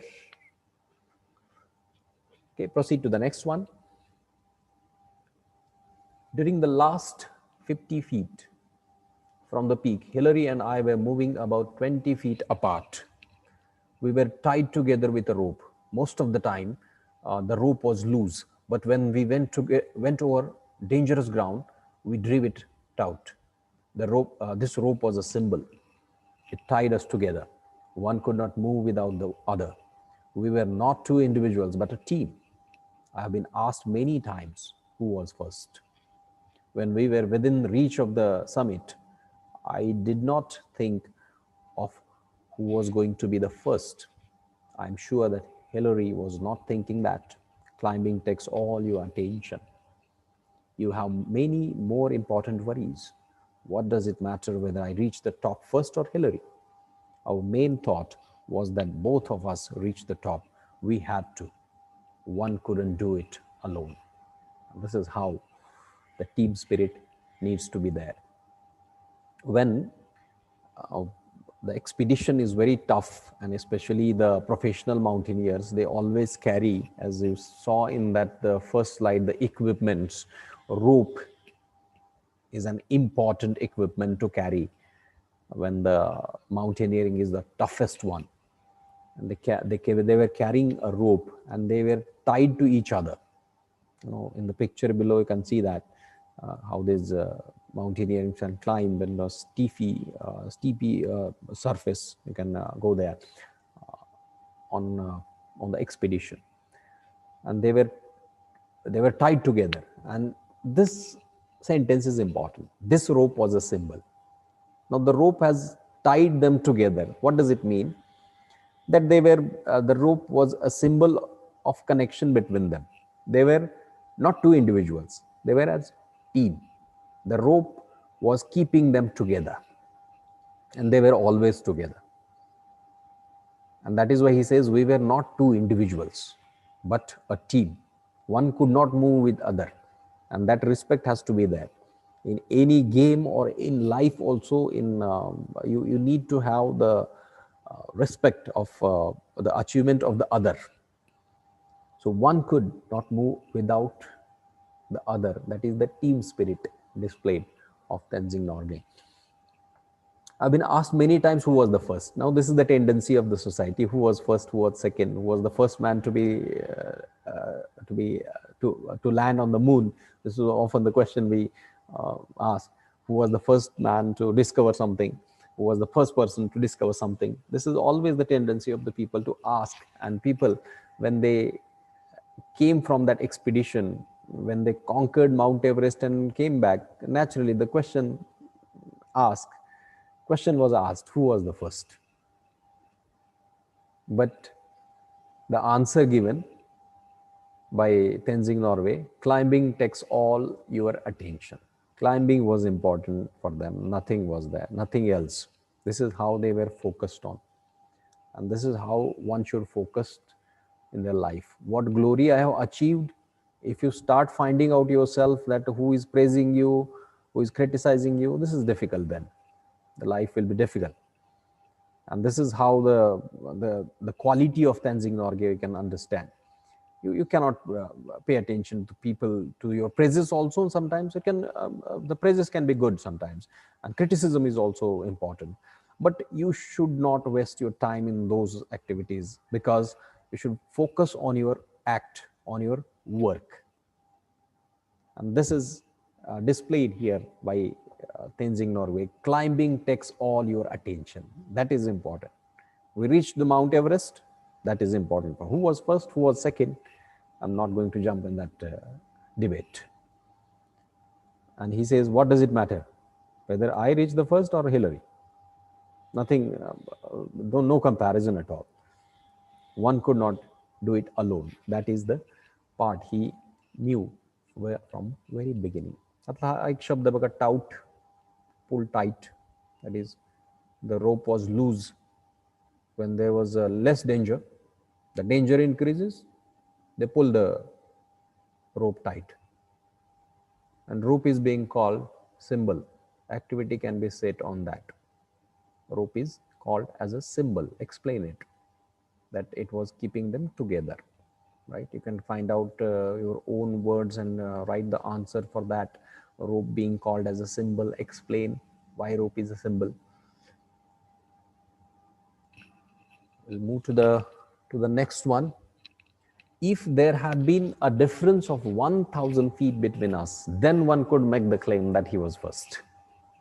But even then, only the man behind him could confirm the distance between the two of them. When we reached Kathmandu, we discovered that a controversy had arisen. We talked it over. We talked it over, Hillary, Colonel Hunt, and I. We agreed that all the talk was childish. So we made a pact, and each of us signed it in the office of the Prime Minister of Nepal. Each one signed his own statement. I have a copy of Hillary's statement, which I carry in my pocket. And in this paragraph, certain words have made it blue: controversy, prolonged public disagreement, or heated discussion. It is this can be asked in vocabulary section. What is the word used for prolonged public disagreement or heated discussion? And then sometimes in personal response also, here a question can be asked: your involvement in any controversy. The moment the word controversy arises, to check that whether you understood the meaning of this word controversy, the personal response question, it can be asked in activity. Tell your experience about your involvement in any controversy. And then pact is another important word there. A formal agreement between individuals. When they return from that expedition, what happened? Obviously, there was a controversy that who was first and who was second. So, to settle that controversy, they sat together as a team. Tenzing Norgay, Edmund Hillary, and Colonel Hunt as the leader of the expedition. And they had an agreement, they had a pact. And both of them signed on it. And that is also in the office of the Prime Minister of Nepal, which the statement was there, and he was still he had both of them have a copy of each other's statement there to settle that controversy. It reads, Kathmandu, June 22nd, 1953. The statement was, on May 29th, Tenzing Sherpa and I left our high camp on Mount Everest for our attempt on the summit. As we climbed upwards to the south summit, first one and then the other would take a turn at leading. We crossed over the south summit and moved along the summit ridge. We reached the summit almost together. We embraced each other, overjoyed at our success. Then I took photograph of Tenzing holding aloft the flags of Great Britain, Nepal, and the United Nations and India. This is how the statement they have written, and the copy was exchanged between them, and it was signed in the office of the Prime Minister of Nepal. Important line in that: to settle the controversy, we reached the summit almost together. So they left no scope for further controversy. They left no scope for further debate who was first and who was second, because as he said, it was impossible for one individual to achieve that glory. It was impossible for one individual to reach to the top of that mountain. And that is why this agreement was made. So they both reached on that top together. Important words to remember in this paragraph. Ridge, एक शब्द है, a long narrow piece of raised land is called ridge. Embrace is another. Hold someone closely in your in arms, in one's arms. Embrace. Aloft, upward. There's a meaning upward, aloft. Aloft the flags of Great Britain, Nepal, and United States, United Nations, and India. So this is the statement they have written to settle that controversy. And the important line you should remember from that agreement, what was that agreement about? To settle that controversy. The controversy was first and who was second, maybe. And they had given in that statement one important statement: we reached the summit almost together. The next part, and the last paragraph for today's lecture, we'll continue, and then we'll discuss on the entire all the passage we have taken today. There is another paper like this in English, signed by me. Thus, we will not take part in any controversy. As the statement says, Hillary and I embraced when we reached the top. We did as well as our bulky equipment would let us. I remember saying to him, we have done it. But we couldn't hear. We had our oxygen masks on. So he had also given a statement. And in that statement, will not take part in any controversy, he says. So the statement, in the statement, he also said both of them embraced each other and could express themselves to display their joy as they could. Because, you know, reaching on the top of the Mount Everest, they had to carry heavy, bulky equipments with them. You know, obviously, you cannot celebrate with those instruments. The oxygen cylinder may be there, you know, very heavy clothes they were having, equipments they were carrying, and with those bulky equipments, he says, they could not celebrate in a way that any normal person can, in a normal place, can celebrate. So he says, we did as well as our bulky equipment would let us. And I remember saying, we have done it. These are the words he said. But we couldn't hear because we had our oxygen masks on. So this is how till this, the half of the paragraph today, we have taken till page number 18, 16, 17, 18 page number.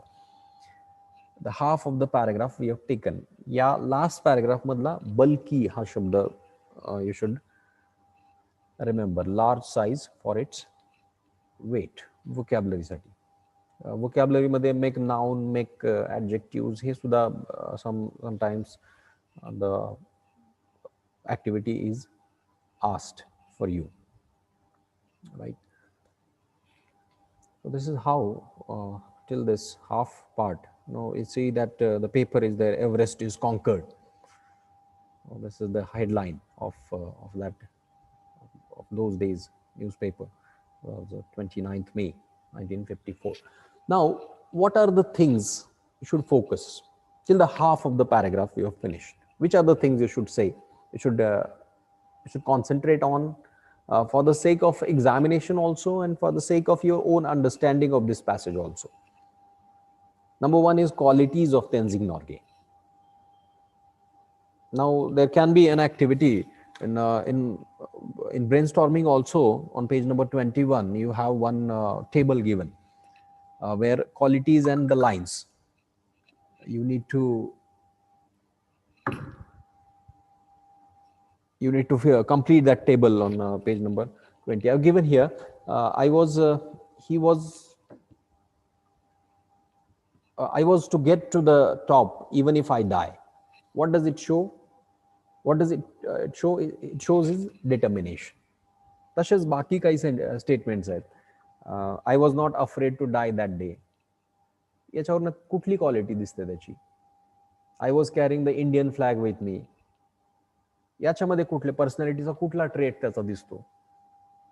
I had to ask Colonel Hunt's permission in his capacity as leader.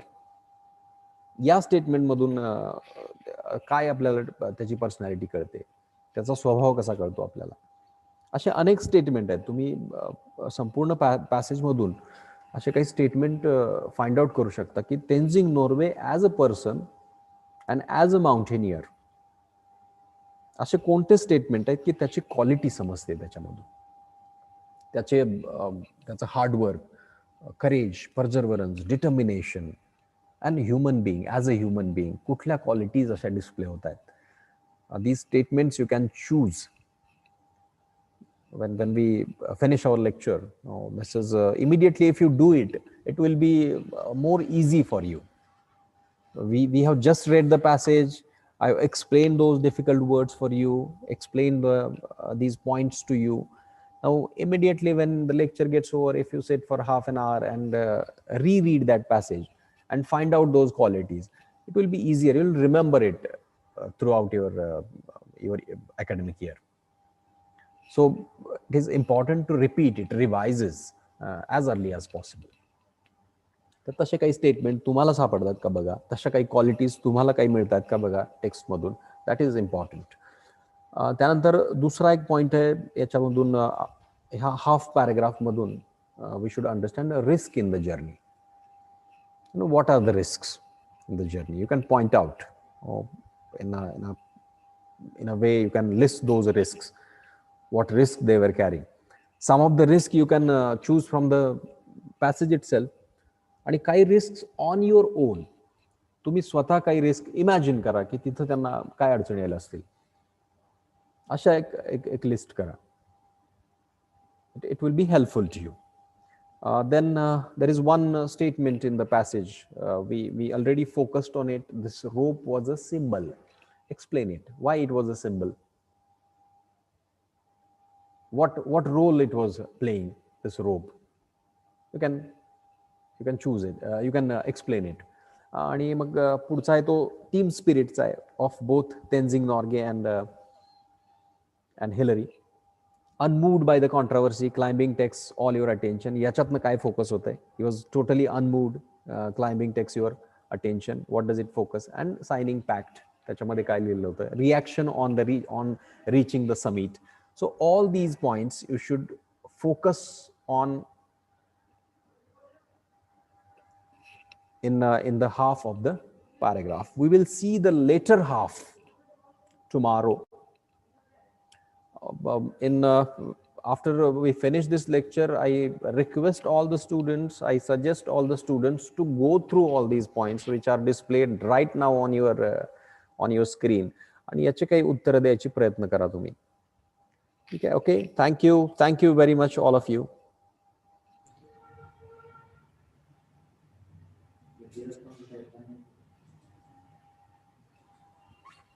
Thank you sir. Yes, thank you. Leena madam. हाँ sir. हाँ, continue madam. नमस्कार आप सभी अभिभावकों को और मेरे प्यारे छात्रों को मेरा प्यार भरा नमस्कार. एससीईआरटी द्वारा आयोजित इस आभासी व्याख्यान श्रृंखला में आप सभी का मैं श्रीमती लीना मोरे कीर्ति महाविद्यालय से तहे दिल से हार्दिक स्वागत करती हूँ.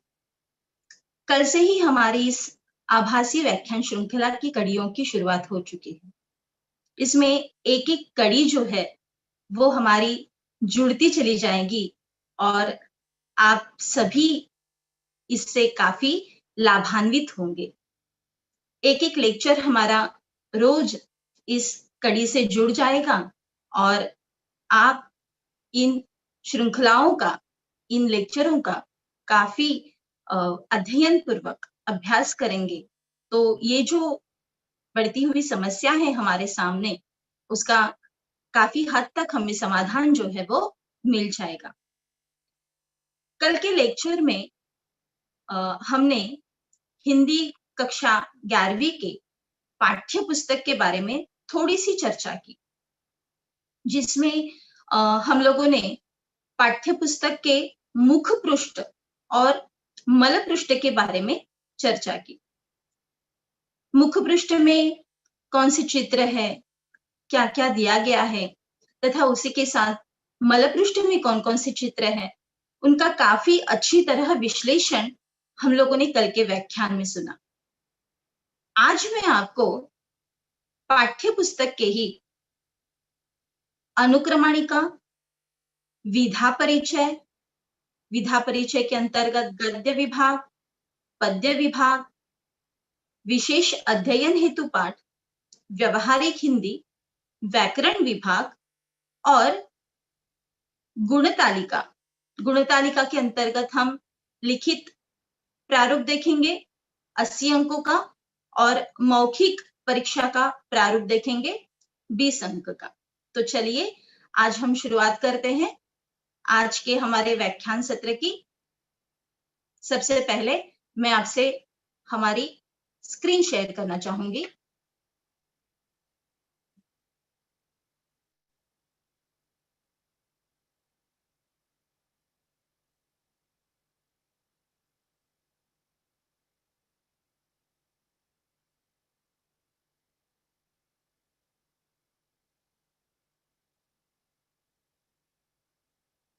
ठीक है, देखिए यहाँ पर स्क्रीन पर हमें अनुक्रमणिका दिखाई दे रही है. इससे पहले मैं थोड़ा सा आपको पाठ्य पुस्तक की निर्मिति के बारे में बताना चाहूंगी. प्रस्तुत पुस्तक की पुनर्रचना जो है वो राष्ट्रीय शैक्षिक नीति के अनुसार की गई है. 10वीं कक्षा तक विद्यार्थी हिंदी भाषा तथा साहित्य द्वारा जो ज्ञान प्राप्त कर चुके हैं, इन्हें इसके अतिरिक्त नई विधाओं से परिचित कराने का प्रयास इस पुस्तक के द्वारा किया गया है. और यही हमारे शिक्षकों का भी उत्तरदायित्व है कि वो एक एक विधा से हमें इससे परिचित करवाएं.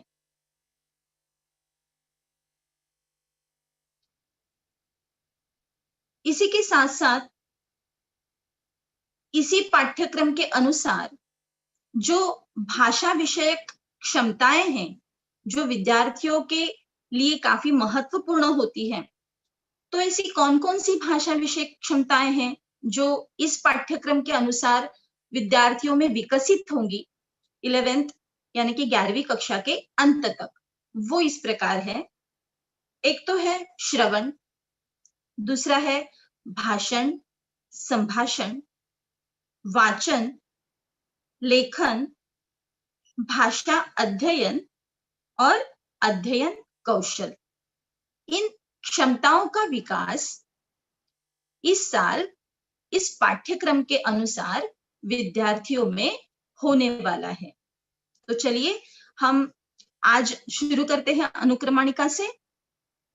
आपको स्क्रीन पर दिखाई दिया होगा कि अनुक्रमणिका में 4 कॉलम बनाए गए हैं। एक तो है क्रमांक का, दूसरा है पाठ का नाम, तीसरा है विधा, चौथा है रचनाकार और जो 5वां है वो है पृष्ठ क्रमांक। पहली जो त्रिवेणी इस विधा के अंतर्गत हमें कविता जो पढ़नी है, जिसकी शुरुआत जो है वो कल हो गई थी, तो उसका नाम है प्रेरणा, जिसके रचयिता है त्रिपुरारी जी। सबसे पहले तो मैं आपको त्रिवेणी इस विधा के बारे में थोड़ा सा बताती हूँ। त्रिवेणी एक नया काव्य प्रकार है। यह 3 पंक्तियों का मुक्त छंद होता है। पहली और दूसरी पंक्ति में भाव और विचार तथा तीसरी पंक्ति में दोनों पंक्तियों का भाव होता है। देखिए, इस साल विधा के अंतर्गत हमें बहुत सारे विधाओं का अभ्यास करना है, जिसमें त्रिवेणी है, लघु कथा है, व्यंग है, रेडियो रूपक है, फिर प्रवासी साहित्य कविता है, प्रतीकात्मक कहानी है, वैचारिक निबंध है, जीवनी परक उपन्यास अंश है, नई कविता है। तो ऐसे बहुत सारी विधाओं का जो अभ्यास है वो हमें इस पाठ्यक्रम के अनुसार करना है। और यह अगर दृष्टिकोण देखा जाए तो इससे विद्यार्थियों में पढ़ने की रुचि जो है वो और बढ़ती जाएगी। दूसरा जो पाठ है यहाँ पर वो है लघु कथाएं। लघु कथाओं के अंतर्गत यहाँ पर श्रीमती संतोष श्रीवास्तव द्वारा लिखित यहाँ पर 2 लघु कथाएं हमें पढ़नी है। एक तो है उषा की दीपावली और दूसरी है मुस्कुराती चोट। अब लघु कथा मतलब क्या? तो यह गद्य की एक ऐसी विधा है जो आकार में काफी लघु होती है, यानी काफी छोटी होती है, पर अगर कथा के तत्वों पर से देखा जाए तो वो काफी परिपूर्ण होती है।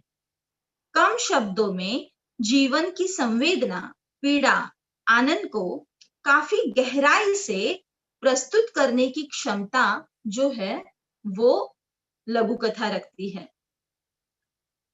आगे जो हमें कविता पढ़नी है वो गीत इस विधा के अंतर्गत आती है, जिसका नाम है 15 अगस्त और जिसके रचयिता है, रचनाकार है गिरिजा कुमार माथुर जी। अब गीत इस विधा के बारे में भी मैं आपको बताना चाहूंगी। देखिए, मैं हर एक विधा के बारे में आपको परिचित करवाना चाहती हूँ, ताकि हर छात्र, हर विद्यार्थी इन विधाओं से भली भांति परिचित हो जाए। जब भी आपको ये एक एक विधा पढ़ाई जाएगी तो आप पहले से ही भली भांति जाने कि ये विधा क्या है, गीत क्या है, मध्ययुगीन काव्य क्या है, उनकी विशेषताएं क्या है। अगर थोड़ी सी भी इसमें आपकी जानकारी हो तो आप उसमें और अध्ययन करने में काबिल हो सकते हैं। यही मेरा उद्देश्य है कि ये मैं हर एक विधा को आपको स्पष्ट रूप से बताती हूँ। तो गीत विधा में क्या होता है कि इसमें एक मुखड़ा और 2-3 अंतरे होते हैं। इसमें परंपरागत भावबोध तथा शिल्प को प्रस्तुत किया जाता है। काव्य की अभिव्यक्ति हेतु विविध प्रतीकों को, उदाहरणों को, बिंबों को यहाँ पर प्रस्तुत किया जाता है। तो इस तरह हम 15 अगस्त इस कविता को पढ़ने वाले हैं। हमारा अगला जो पाठ है वो है मेरा भला करने वालों से बचाए। देखिए, पाठ का शीर्षक, जो पाठ का नाम है, वो कितना पढ़ने में ही मजा आ रहा है कि मेरा भला करने वालों से बचाए, मतलब जो मेरा भला चाहते हैं उनसे ही मुझे बचाए। तो इस विधा को हम कहेंगे व्यंग, और जिसके रचयिता है, जिसके रचनाकार है डॉक्टर राजेंद्र सहगल जी। अब व्यंग रचना में क्या होता है? व्यंग रचना में अतिशयोक्ति, विडंबना, विसंगतियां लेखक अपने नजरिए से दिखाना चाहता है। किसी व्यक्ति, समाज, राष्ट्र, वर्ग आदि का मजाक उड़ाना यहाँ व्यंग्यकार का उद्देश्य नहीं होता, बल्कि वह पाठकों को एक साफ सुथरा दृष्टिकोण देना चाहता है। वो ये नहीं चाहता कि वो किसी पर व्यंग करे, किसी पर टिप्पणी करे, किसी पर आलोचना करे, लेकिन वो हमें एक नया दृष्टिकोण देना चाहता है, व्यंग के माध्यम से कुछ समझाना चाहता है। तो ये एक व्यंग पाठ हमें इस साल पढ़ना है, जिसका नाम है मेरा भला करने वालों से बचाए। हमारी आगे जो कविता है वो है मध्ययुगीन काव्य। आज तक हम लोगों ने कबीर जी को पढ़ा, रैदास जी को पढ़ा। आज इस साल इस पाठ्य पुस्तक में हमें और 2 नए संत परंपराओं को पढ़ना है। भक्ति महिमा के अंतर्गत हमें संत दादू दयाल जी के विचारों को पढ़ना है, और बाल लीला इस मध्ययुगीन काव्य के अंतर्गत हमें संत सूरदास जी को पढ़ना है। आगे का जो पाठ है वो है कलम का सिपाही। कलम का सिपाही ये पाठ रेडियो रूपक इस विधा के अंतर्गत आता है। कलम का सिपाही इस पाठ में प्रेमचंद जी पर रेडियो रूपक आधारित पाठ जो है संवाद शैली में दिया गया है, जिसके रचनाकार है डॉक्टर सुनील देवधर जी। अब आप समझेंगे कि आपको समझ में नहीं आएगा कि रेडियो और रूपक ये क्या होता है। क्या इसमें रेडियो के बारे में बताया जाएगा? क्या इसमें किसी और रेडियो के उपकरणों के बारे में बताया जाएगा? नहीं। तो रेडियो रूपक मतलब क्या कि जो एक नाटक की तरह ही होता है, जो एक संवादात्मक शैली में ही प्रस्तुत किया जाता है। इसके प्रस्तुतिकरण का जो ढंग होता है वो काफी सहज, प्रवाही और संवादात्मक शैली में होता है। जिस तरह हम नाटक में, जिस तरह हम लघु नाटिका में संवाद रूपी पढ़ते हैं पाठ को, 2 या 3 किरदार वहां पर होते हैं और फिर वो आपस में बातचीत करते हैं, संवाद करते हैं, उसी तरह रेडियो रूपक में किसी एक व्यक्ति के व्यक्ति चित्रण के बारे में हमें संवाद शैली में उसकी विशेषताएं बताई जाती है। तो ऐसा यहाँ पर हमें पाठ पढ़ना है कलम का सिपाही, जिसके रचयिता रचनाकार हैं डॉक्टर सुनील देवधर जी। आगे फिर से एक नई कविता हमें पढ़नी है जिसका नाम है स्वागत है। अब स्वागत है ये जो कविता है वो प्रवासी साहित्य कविता के अंतर्गत आती है। आज तक हम लोगों ने प्रवासी साहित्य में गद्य विधा को पढ़ा है, मतलब गद्य पाठ पढ़े हैं कि कोई अगर प्रवास वर्णन लिखता है तो वहां की शैलियां क्या है, वहां की विविधता क्या है, वो गद्य के माध्यम से लिखता है, पाठ के माध्यम से लिखता है। यहाँ पर हमें श्याम दानीश्वर जी स्वागत है इस कविता के जरिए, इस कविता के अंतर्गत हमें प्रवासी साहित्य के बारे में बताना चाहते हैं। विदेशों में बसे भारतीयों द्वारा हिंदी में रचा गया साहित्य प्रवासी भारतीय साहित्य कहलाता है। इसमें हिंदी साहित्य को समृद्ध बनाने के साथ साथ पाठकों को प्रवास की संस्कृति, वहां के संस्कार एवं उस भूभाग के लोगों की स्थिति से काफी भली भांति परिचित कराया जाता है। तो स्वागत है इस कविता के अंतर्गत हम ऐसा ही एक प्रवासी साहित्य पढ़ेंगे। अब तक हम लोगों ने त्रिवेणी देखी, लघु कथाएं देखी, गीत देखा, व्यंग्य पाठ देखा, मध्ययुगीन काव्य देखा, रेडियो रूपक देखा, प्रवासी साहित्य कविताएं देखी। आप लोगों को समझ में नहीं आया होगा क्या इसी प्रकार से ये चलने वाला है सिलसिला?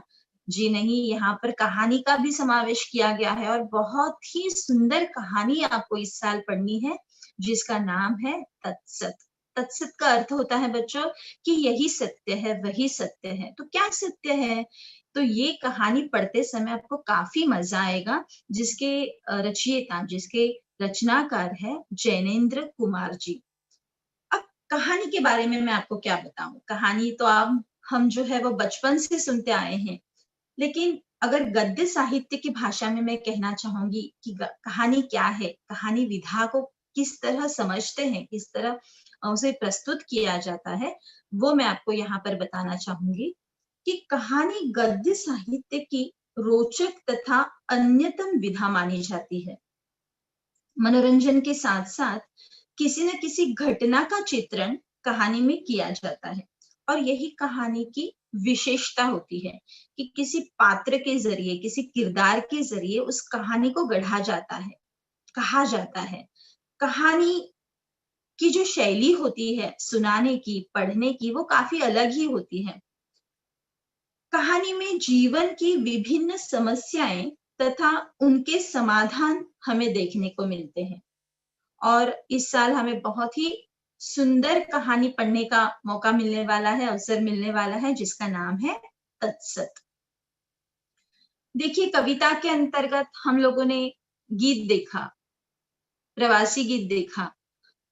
इस साल हमें गजल इस विधा से भी परिचित कराया गया है दोस्तों। गजल के यहाँ पर जो रचनाकार है डॉक्टर राहत इंदौरी जी। अब गजल मतलब क्या? तो गजल के बारे में मैं बताना चाहूंगी कि गजल भी एक पद्य विभाग का विशेष प्रकार माना जाता है, काव्य विधा का एक विशेष प्रकार माना जाता है। गजलों में, शेरों में अधिकांश प्रेम भावनाओं का चित्रण होता है, लेकिन आज के गजलकार अगर हम देखें तो इसमें सामाजिक स्थितियों का चित्रण भी हमें देखने के लिए मिलता है। यहाँ पर हमें राहत इंदौरी जी ने 2 गजलों को पढ़ने का मौका दिया है बच्चों। एक तो है दोस्ती और दूसरी है मौजूद। तो इन 2 गजलों का आनंद हमें इस साल लेना है। अगला जो हमारा पाठ है वो है महत्वाकांक्षा और लोभ। अब महत्वाकांक्षा और लोभ, जैसे ही मैंने ये पाठ का नाम पढ़ा, शीर्षक पढ़ा, आपको तुरंत समझ में आया होगा कि जरूर ये निबंध विधा के अंतर्गत आता है, क्योंकि पाठ का नाम ही ऐसा है। तो जी हाँ, जरूर ये वैचारिक निबंध विधा के अंतर्गत आने वाला पाठ है, जिसके रचनाकार है पदुमलाल पुन्नालाल बख्शी। अब निबंध, इसके बारे में आपको क्या बताऊं? निबंध, हम बचपन से इस प्रश्न को अभ्यास करते हुए आए हैं।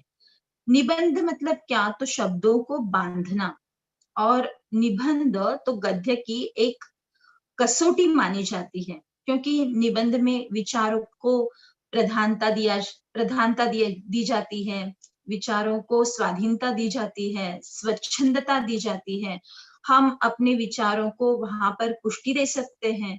तो ऐसा ही एक वैचारिक निबंध हमें इस साल पाठ्यक्रम में पढ़ना है, जिसका नाम है महत्वाकांक्षा और लोभ।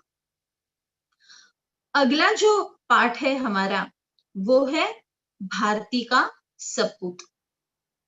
अब ये भारती का सपूत पाठ का नाम पढ़ने के बाद हमें समझ में नहीं आता कि इस पाठ में क्या होगा, कि किसी माता के बच्चे के बारे में यहाँ पर बताया गया है, क्या होगा इस पाठ में? तो मैं आपको बताना चाहूंगी कि ये एक जीवनी परक उपन्यास का अंश पाठ है। उपन्यास का जो अर्थ होता है वो होता है किसी एक व्यक्ति के बारे में उसका संपूर्णतः किया गया व्यक्ति चित्रण। मतलब उसके बारे में सब कुछ वहां पर बताया जाता है, उसके जन्म से लेकर उसके मृत्यु तक की पूरी कहानी का ब्यौरा उस पाठ में दिया जाता है। तो यहाँ पर भारती का सपूत ये एक जीवनी परक उपन्यास का अंश रूपी पाठ है। इसमें हमें हिंदी गद्य के जो जनक है, जो पिता है भारतेंदु, इनके जीवन के विविध पहलुओं को पढ़ना है। और जो रचनाकार है इसके, रांगेय राघव जी, इन्होंने काफी रोचक ढंग से यहाँ पर भारतेंदु जी का परिचय हमें करवाया है। तो हमें यहाँ पर जो पाठ पढ़ना है वो है भारती का सपूत। हमें आगे जो एक कविता पढ़नी है जिसका नाम है सहर्ष स्वीकारा है। सहर्ष स्वीकारा है, ये जो है वो नई विधा के अंतर्गत आने वाली एक नई कविता है।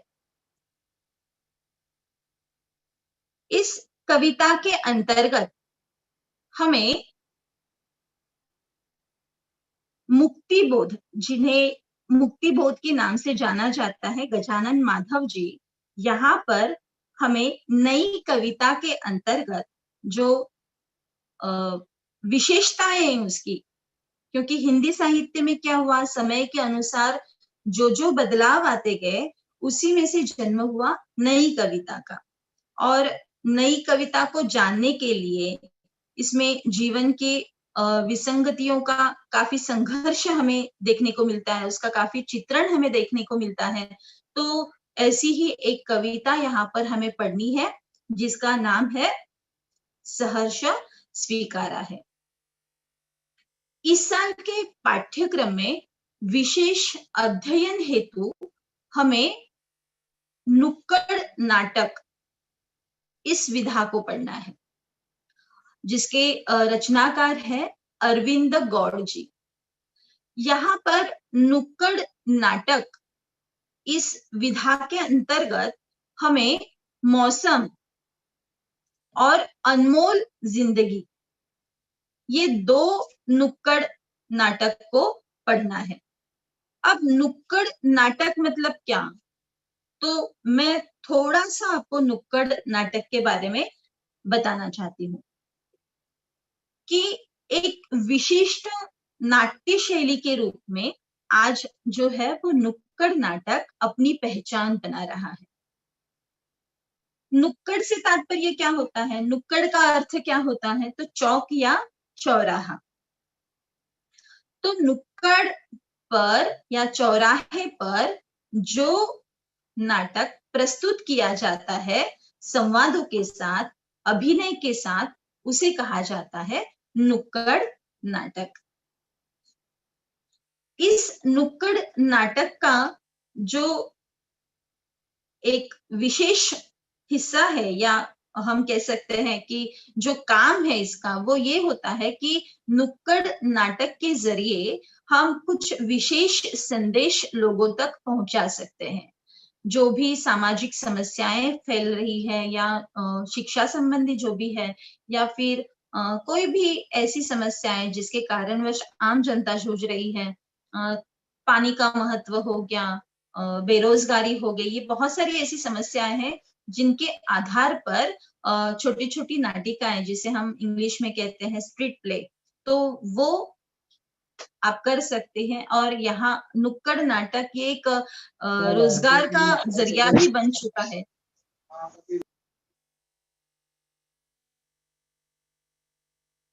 हेलो, तो हम इस साल पढ़ने वाले हैं नुक्कड़ नाटक, जिसके रचनाकार है अरविंद गौड़ जी। इसके आगे जो व्यवहारिक हिंदी, इस विभाग में हम देखेंगे कि हमें 4 पाठ पढ़ने हैं। व्यवहारिक हिंदी मतलब क्या, तो व्यवहार में उपयोग में लाई जाने वाली हिंदी, जिसका रोजगार के जरिए अगर हम देखें तो काफी महत्व होता है। हमारे कल के लेक्चर में भी मैडम ने हिंदी विषय के बारे में जब बताया था, तो उन्होंने बताया था कि हिंदी विषय अगर आप चयन करते हो तो उसके क्या क्या फायदे हैं। तो व्यवहारिक हिंदी के अंतर्गत हिंदी विषय, हिंदी भाषा का कितना महत्व है, ये हम इन पाठों के जरिए पढ़ने वाले हैं। सबसे पहला जो व्यवहारिक हिंदी में पाठ दिया गया है यहाँ पर, वो है हिंदी में उज्जवल भविष्य की संभावनाएं। ये एक भाषण पर पाठ है और जिसके रचनाकार हैं डॉक्टर दामोदर खड़से जी। अब यहाँ पर हिंदी विषय के अंतर्गत आपको कौन कौन से क्षमताओं को विकसित करना है, भविष्य के जरिए अगर हम देखें तो हमें कौन कौन से मार्ग, कौन कौन से रास्ते जो है वो उपलब्ध होते हैं, वो यहाँ पर हमें पढ़ने के लिए मिलेंगे। या फिर अगर आप हिंदी भाषा का चयन करते हो, अगर आप हिंदी भाषा को चुनते हो, अगर आप हिंदी भाषा में आगे चलकर कुछ करना चाहते हो, तो हिंदी भाषा में या हिंदी के माध्यम से रोजगार में कितनी संभावनाएं हैं, ये यहाँ पर प्रस्तुत किया गया है और यही इस भाषण का मूल उद्देश्य है। आगे जो पाठ है वो है समाचार जन से जनहित तक। ये एक लेख पाठ है जिसके रचनाकार है डॉक्टर अमरनाथ, जिन्हें हम अमर नाम से भी जानते हैं। समाचार आज के अगर वैश्वीकरण के युग में हम देखें तो जनसंपर्क का माध्यम है समाचार, एक क्रांति है समाचार, एक मिशन है समाचार। और समाचार ये एक ऐसा माध्यम है जिसके जरिए, जिसके थ्रू हम किसी भी कोने तक पहुंच सकते हैं। इस कार्य में अगर हम देखें तो काफी प्रवाहमयी भाषा, गरिमामय भाषा की आवश्यकता होती है और लेखन से लेकर प्रसारण तक अनेक जितने भी काम होते हैं, तो वो सारे अगर हम देखें तो इसमें हम भाषा का जो प्रयोग है वो देखें तो हम इसमें एक रोजगार की उपलब्धि या व्यवहार में उपयोग में लाए जाने वाला पाठ के जरिए अगर हम इसे देखें तो काफी महत्वपूर्ण ये पाठ है जो हमें इस साल पढ़ना है। अगला जो पाठ है वो है रेडियो जॉकी। अब रेडियो जॉकी अगर मैं कहूंगी तो आपको वो तुरंत समझ में नहीं आएगा क्या होता है ये रेडियो जॉकी, लेकिन अगर मैं आरजे कहूंगी, एफएम चैनल्स के बारे में अगर मैं अभी यहाँ पर बातें करना चाहूंगी तो मुझे 2 लेक्चर्स क्या 3 लेक्चर्स भी कम पड़ जाएंगे, क्योंकि आजकल हम ज्यादा सुनते हैं बच्चे, जो युवा पीढ़ी में कहूंगी, जो नई पीढ़ी में कहूंगी, वो ज्यादातर इन्हीं बातों की आदी हो चुकी है। रेडियो जॉकी, आरजेओ को सुनना। आरजे बहुत सारे आरजे हैं, मनीष का जिसका अभी बीच में ये गाना काफी फेमस हो गया था, है कि नहीं, मुंबई तुला माझ्यावरती भरोसा नाही काय, और उसके काफी वर्जन्स हम लोगों ने सुने। तो यहाँ पर हमें अनुराग पांडे जी, इनके द्वारा लिखित साक्षात्कार, इंटरव्यू है ये, साक्षात्कार यानी इंटरव्यू पाठ है ये, जिसे हमें इस साल पढ़ना है। यहाँ पर प्रगल्भ ये जो युवक है, इन्होंने अनुराग पांडे जी का जो इंटरव्यू लिया है, साक्षात्कार लिया है, इसे हमें इस साल पढ़ना है। ठीक है, बहुत सारे आरजे हैं, जैसे दिलीप जी है, अनुराग पांडे जी है, मनीषका है, बहुत सारे हैं। तो ऐसे एक एक करके उनके बारे में हमें जानकारी इस पाठ के जरिए मिल सकती है और ये भी व्यवहारिक हिंदी के लिए काफी उपयुक्त पाठ है, रोजगार प्राप्ति के लिए काफी उपयुक्त पाठ है, रोजगार का जरिया है ये पाठ। ठीक है, अगला जो पाठ है वो है ई अध्ययन एक नई दृष्टि। ये एक आलेख पाठ है। हमें इस पाठ्य पुस्तक में व्यवहारिक हिंदी के अंतर्गत इस पाठ को पढ़ना है। देखिए, आज जो हम आप लोगों से जो रूबरू बातें कर रहे हैं, ये बातें जो हैं वो, ये जो जरिया है, ये जो मोड़ है, वो इसी पाठ का एक रूप हम कह सकते हैं। क्योंकि ई अध्ययन मतलब क्या, कि जो जितनी भी ये आधुनिकता है, जितनी भी ये आज हम टेक्नोलॉजी कह सकते हैं, तो वो हम इसके जरिए ही कह सकते हैं कि इंटरनेट हो गया, मोबाइल हो गया, कंप्यूटर हो गया, टैब हो गया, आज इनके द्वारा विद्यार्थी जो है वो ज्ञान हासिल कर रहा है। आज हम जो SCERT के माध्यम से आपसे बात कर रहे हैं, जो ये साधन, ये जो प्लेटफॉर्म उन्होंने हमें उपलब्ध कराया, ये भी ई अध्ययन की दृष्टि से ही है, एक नई दृष्टि से ही है कि किस तरह हम इसका उपयोग कर रहे हैं, नई नई तकनीकियों का कितनी कितनी बारीकी से ये हम पढ़ रहे हैं सब कुछ।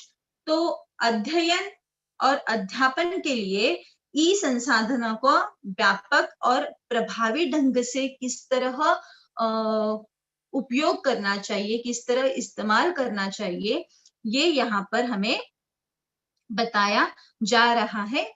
ई अध्ययन नई दृष्टि इस आलेख के माध्यम से।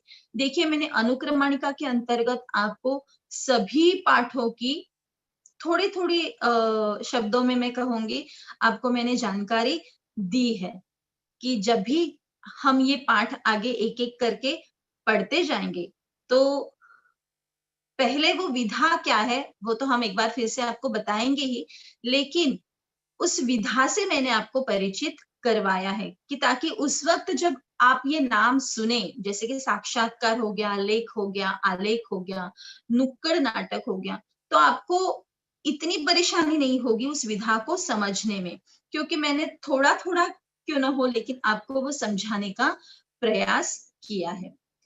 आगे जो उन्होंने एक और कॉलम जो दिया है वो है परिशिष्ट का। अब परिशिष्ट में उन्होंने मुहावरे, आपके पाठों के अंतर्गत जितने भी मुहावरे वहां पर आए हुए हैं, तो वो मुहावरे आपको अर्थ के साथ वहां पर दिए हैं। अगर आप पेज क्रमांक, पृष्ठ क्रमांक वहां पर दिया गया है 102 और 103, अगर आपके पास किताब है तो आप जरूर देखिए। अगर आपके पास किताब नहीं है तो आप PDF फाइल के जरिए भी इस किताब को देख सकते हैं।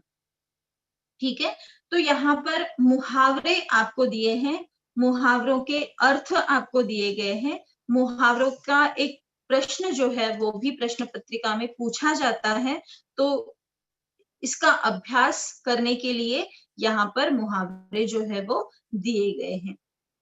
आगे जो है वो पृष्ठ क्रमांक 104 और 105 पर आपको भावार्थ दिया गया है। जो मध्ययुगीन काव्य हम पढ़ने वाले हैं, भक्ति महिमा और बाल लीला, तो ये दोनों जो मध्ययुगीन काव्य है, संत दादू दयाल द्वारा लिखित और संत सूरदास द्वारा लिखित, तो इनका एक एक करके एक एक काव्य पंक्ति का अर्थ जो है उन्होंने यहाँ पर दिया गया है। बहुत ही अच्छी, सरल, आसान से शब्दों में उन्होंने यहाँ पर वो भावार्थ दिया गया है, ताकि जो बच्चे डाइजेस्ट नहीं खरीद पाते हैं या फिर जो बच्चे जो है वो नवनीत नहीं खरीद पाते हैं, तो उनके लिए वो आसान हो पढ़ने के लिए। कुछ शब्द वहां पर कठिन शब्द हैं जिनके अर्थ हमें तुरंत समझ में नहीं आते हैं, तो इन बच्चों के लिए, ऐसे बच्चों के लिए वहां पर भावार्थ दिया गया है, जो हमें पढ़ने में काफी आसानी होगी और मदद भी मिलेगी। उसी के नीचे रसास्वादन, इस प्रश्न का उत्तर उन्होंने मुद्दों के आधार पर दिया है। इस साल हमें व्याकरण विधा के अंतर्गत जो रस पढ़ने हैं और जितनी भी कविताएं हमें इस साल पढ़नी है, तो उसके अंतर्गत एक प्रश्न पूछा जाता है और वो है रसास्वादन का प्रश्न। अब रसास्वादन का जो प्रश्न है वो इस साल हमें केवल मुद्दों के आधार पर पूछा जाता है। तो उसमें मुद्दे कौन कौन से हैं? एक तो है शीर्षक, रचनाकार, फिर केंद्रीय कल्पना, उस कविता में कौन से रस को लिया गया है या कौन से अलंकार को बताया गया है, प्रतीक विधान क्या है, मतलब किस विधान के उपरांत वो कविता लिखी गई है, उसकी कल्पना क्या है, उस कविता की कल्पना क्या है, आपको उस कविता में कौन सी पंक्तियां पसंद आई, तथा उसका आप पर क्या प्रभाव पड़ा, कविता क्यों पसंद आई, उसका कारण भी आपको यहाँ पर लिखना है। ऐसे कुछ मुद्दे जो हैं वो रसास्वादन के मुद्दे हमें यहाँ पर दिए गए हैं। केवल अगर वो मुद्दे भी आप याद रखते हैं तो रसास्वादन का प्रश्न जो है वो आप आसानी से लिख सकते हैं। अगला जो परिशिष्ट विभाग है उसमें आपको रेडियो जॉकी, जिसको मैंने पहले भी बताया कि आरजे के बारे में एक साक्षात्कार इंटरव्यू हमें पढ़ना है अनुराग पांडे जी का। तो रेडियो जॉकी और रेडियो संहिता कि रेडियो जॉकी बनने के लिए क्या क्या आवश्यक गुण होने चाहिए, ये यहाँ पर उन्होंने आसान से छोटे से शब्दों में वहां पर हमें दिया हुआ है। तो ये हमें एक पढ़ने का मौका यहाँ पर मिल रहा है परिशिष्ट में। आगे है पारिभाषिक शब्दावली।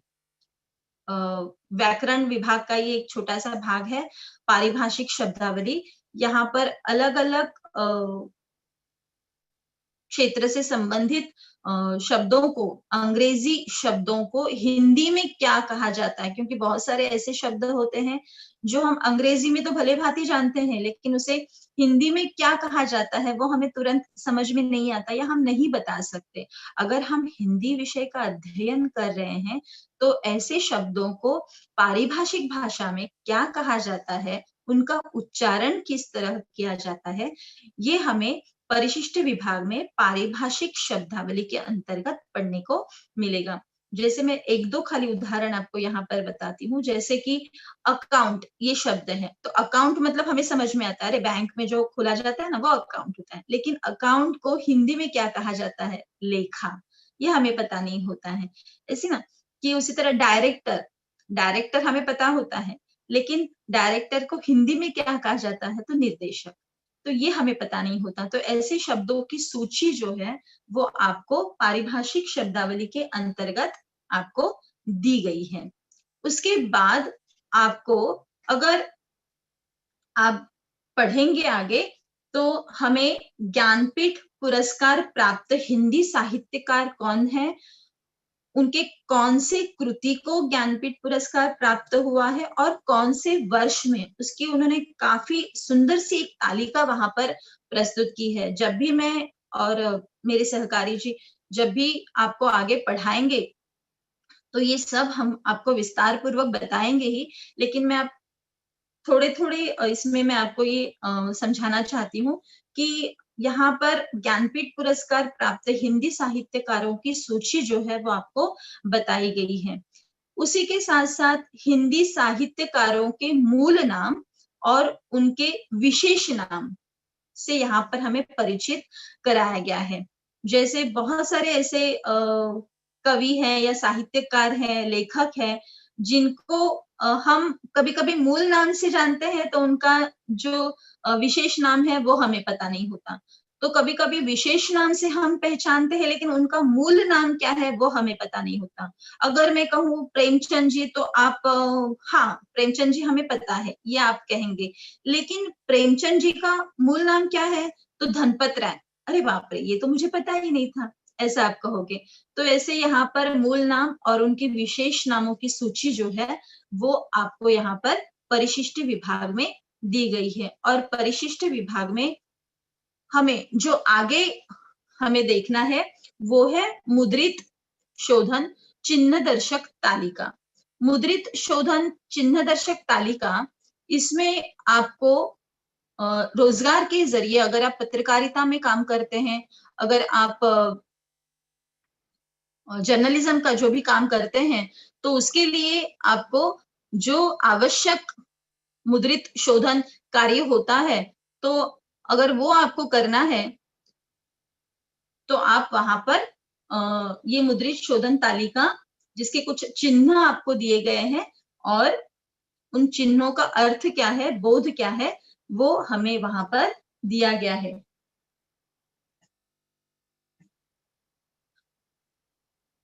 इसके आगे हमारे देखिए स्क्रीन पर मैंने एक फोटो जो है वो शेयर किया हुआ है।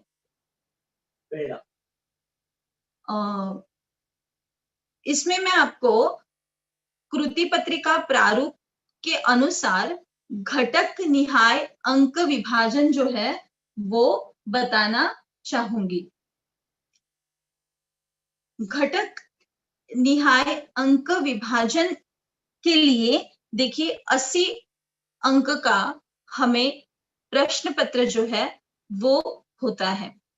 लिखित राइटिंग पेपर जो हम कहते हैं वो हमें 80 अंक का होता है, जिसमें हमें 3 घंटे का समय जो है वो दिखाई देता है। जो यहाँ पर तालिका हमें नजर आ रही है उसमें हमें देखिए कि घटक में गद्य विभाग अगर हम देखें तो गद्य विभाग में 20 अंक निर्धारित किए गए हैं। प्रतिशत पर अगर हम देखें तो 25% जो है वो हमें दिखाई दे रहा है। अगर विकल्पों के साथ हम देखें अंक तो वहां पर 25 अंक हैं। चलिए मैं इतना आपको डिटेल में नहीं बताती हूँ क्योंकि ये प्रतिशत क्या है, विकल्प क्या है, इस भाग को हम छोड़ देते हैं, केवल हम अंकों की चर्चा यहाँ पर करते हैं। तो गद्य विभाग जो है वो 20 अंक के लिए पूछा जाता है। पद्य विभाग जो है वो 20 अंक के लिए पूछा जाता है और विशेष अध्ययन जो है वो 10 अंक के लिए पूछा जाता है। व्यवहारिक हिंदी ये जो विभाग है ये हम 20 अंक के लिए पूछेंगे और व्याकरण जो है वो 10 अंक के लिए पूछेंगे। अब व्याकरण इस विधा के अंतर्गत हमें इस साल क्या क्या पढ़ना है वो मैं पहले बता देती हूँ। व्याकरण विधा के अंतर्गत जो 10 अंक का व्याकरण वहां पर प्रश्न पत्र में पूछा जाएगा, इसके अंतर्गत हमें पढ़ना है वाक्य शुद्धिकरण, काल परिवर्तन, मुहावरे, शब्द संपदा के अंतर्गत आपको लिंग पूछा जाता है, वचन पूछा जाता है, विलोमार्थी शब्द पूछे जा सकते हैं, पर्यायवाची शब्द पूछे जा सकते हैं, उपसर्ग, प्रत्यय आदि का समावेश व्याकरण विभाग में किया गया है। और उसी के साथ साथ रस हमें इस साल पढ़ने हैं, जो वात्सल्य रस है, वीर रस है, करुण रस है, हास्य रस है, भयानक रस है, ये रस हमें इस साल पढ़ने हैं। और अलंकार में हमें शब्दालंकार पढ़ने हैं। तो अगर हम घटक निहाय अंक विभाजन देके तो देखिए 20-20, 10-20, 10 ऐसे 80 अंक का लिखित पेपर जो है वो हमें होता है। अब आप कहेंगे कि 80 अंक का तो आपने मैडम बता दिया, तो 20 अंक का क्या? तो 20 अंक का हमारा मौखिक होता है। मौखिक मतलब ओरल जो हमारी परीक्षा होती है, ओरल परीक्षा वो होती है। मौखिक परीक्षा में भी आपको श्रवण कौशल्य और भाषण कौशल्य इन 2 क्षमताओं को देखा जाता है। श्रवण कौशल्य के लिए 10 अंक निर्धारित किए गए हैं और भाषण कौशल्य के लिए 10 अंक निर्धारित किए गए हैं। मतलब मौखिक परीक्षा हो गई आपकी 20 अंक की और लिखित परीक्षा हो गई आपकी 80 अंक की। तो यहाँ पर आपको समझ में आया होगा कि हमें 100 अंकों का विभाजन जो है वो यहाँ पर मिल गया है। मैंने आज की इस व्याख्यान सत्र में आपको अनुक्रमणिका के बारे में पूरी जानकारी दी, उसके बाद मैंने परिशिष्ट विभाग के बारे में पूरी जानकारी दी और उसके बाद मैंने आपको घटक निहाय अंक विभाजन के बारे में पूरी जानकारी दी। तो कल के लेक्चर में जब हमारा कल लेक्चर जो शुरू हो जाएगा तो उसके लिए हम कल जो पाठ पढ़ेंगे वो है लघु कथाएं, जिसके बारे में मैंने अभी आपसे थोड़ी देर पहले चर्चा की थी। तो कल के लेक्चर में हम पढ़ने जाएंगे जो पाठ है वो है लघु कथाएं। लघु कथाएं ये जो पाठ है काफी अच्छा है, काफी आसान सा पाठ है। बहुत ही प्यारी प्यारी ऐसी 2 छोटी छोटी लघु कथाएं हमें इस वर्ष पढ़नी है, जिसके रचनाकार है श्रीमती संतोष श्रीवास्तव जी। तो कल जब मेरा लेक्चर स्टार्ट हो जाएगा तो आप काफी खुश हो जाएंगे क्योंकि पहली शुरुआत मैडम जी ने त्रिवेणी इस कविता के साथ की गई है। और कल मैं जो पाठ पढ़ाने जा रही हूँ वो है लघु कथाएं। तो 2 लघु कथाओं का अध्ययन कल के लेक्चर में हम करने वाले हैं, कल के व्याख्यान में हम करने वाले हैं। केवल मैं उनके नाम बता देती हूँ और थोड़ी सी उत्सुकता जो आपकी है, थोड़ी सी जिज्ञासा जो आपकी है वो मैं आपको बढ़ाना चाहती हूँ कि कल जो हम लघु कथाएं पढ़ने वाली हैं। एक तो है दिवाली इस त्योहार के उपलक्ष्य पर, और दूसरी है मुस्कुराती चोट। चोट भी है लेकिन वो भी मुस्कुराती हुई। तो इन 2 कथाओं का अभ्यास जो है वो हम कल करने वाले हैं। उम्मीद करती हूँ कि आज के इस व्याख्यान सत्र में मेरा जितना भी मैंने आपको स्पष्टीकरण दिया वो आपको समझ में आया होगा। धन्यवाद। Thank you madam. झालं का मॅडम आपलं आता? हो सर. ओके. आणखी तर कुणी नाही बोलणार. तुमचं शेवटची तासिका होती ना? हो सर, माझी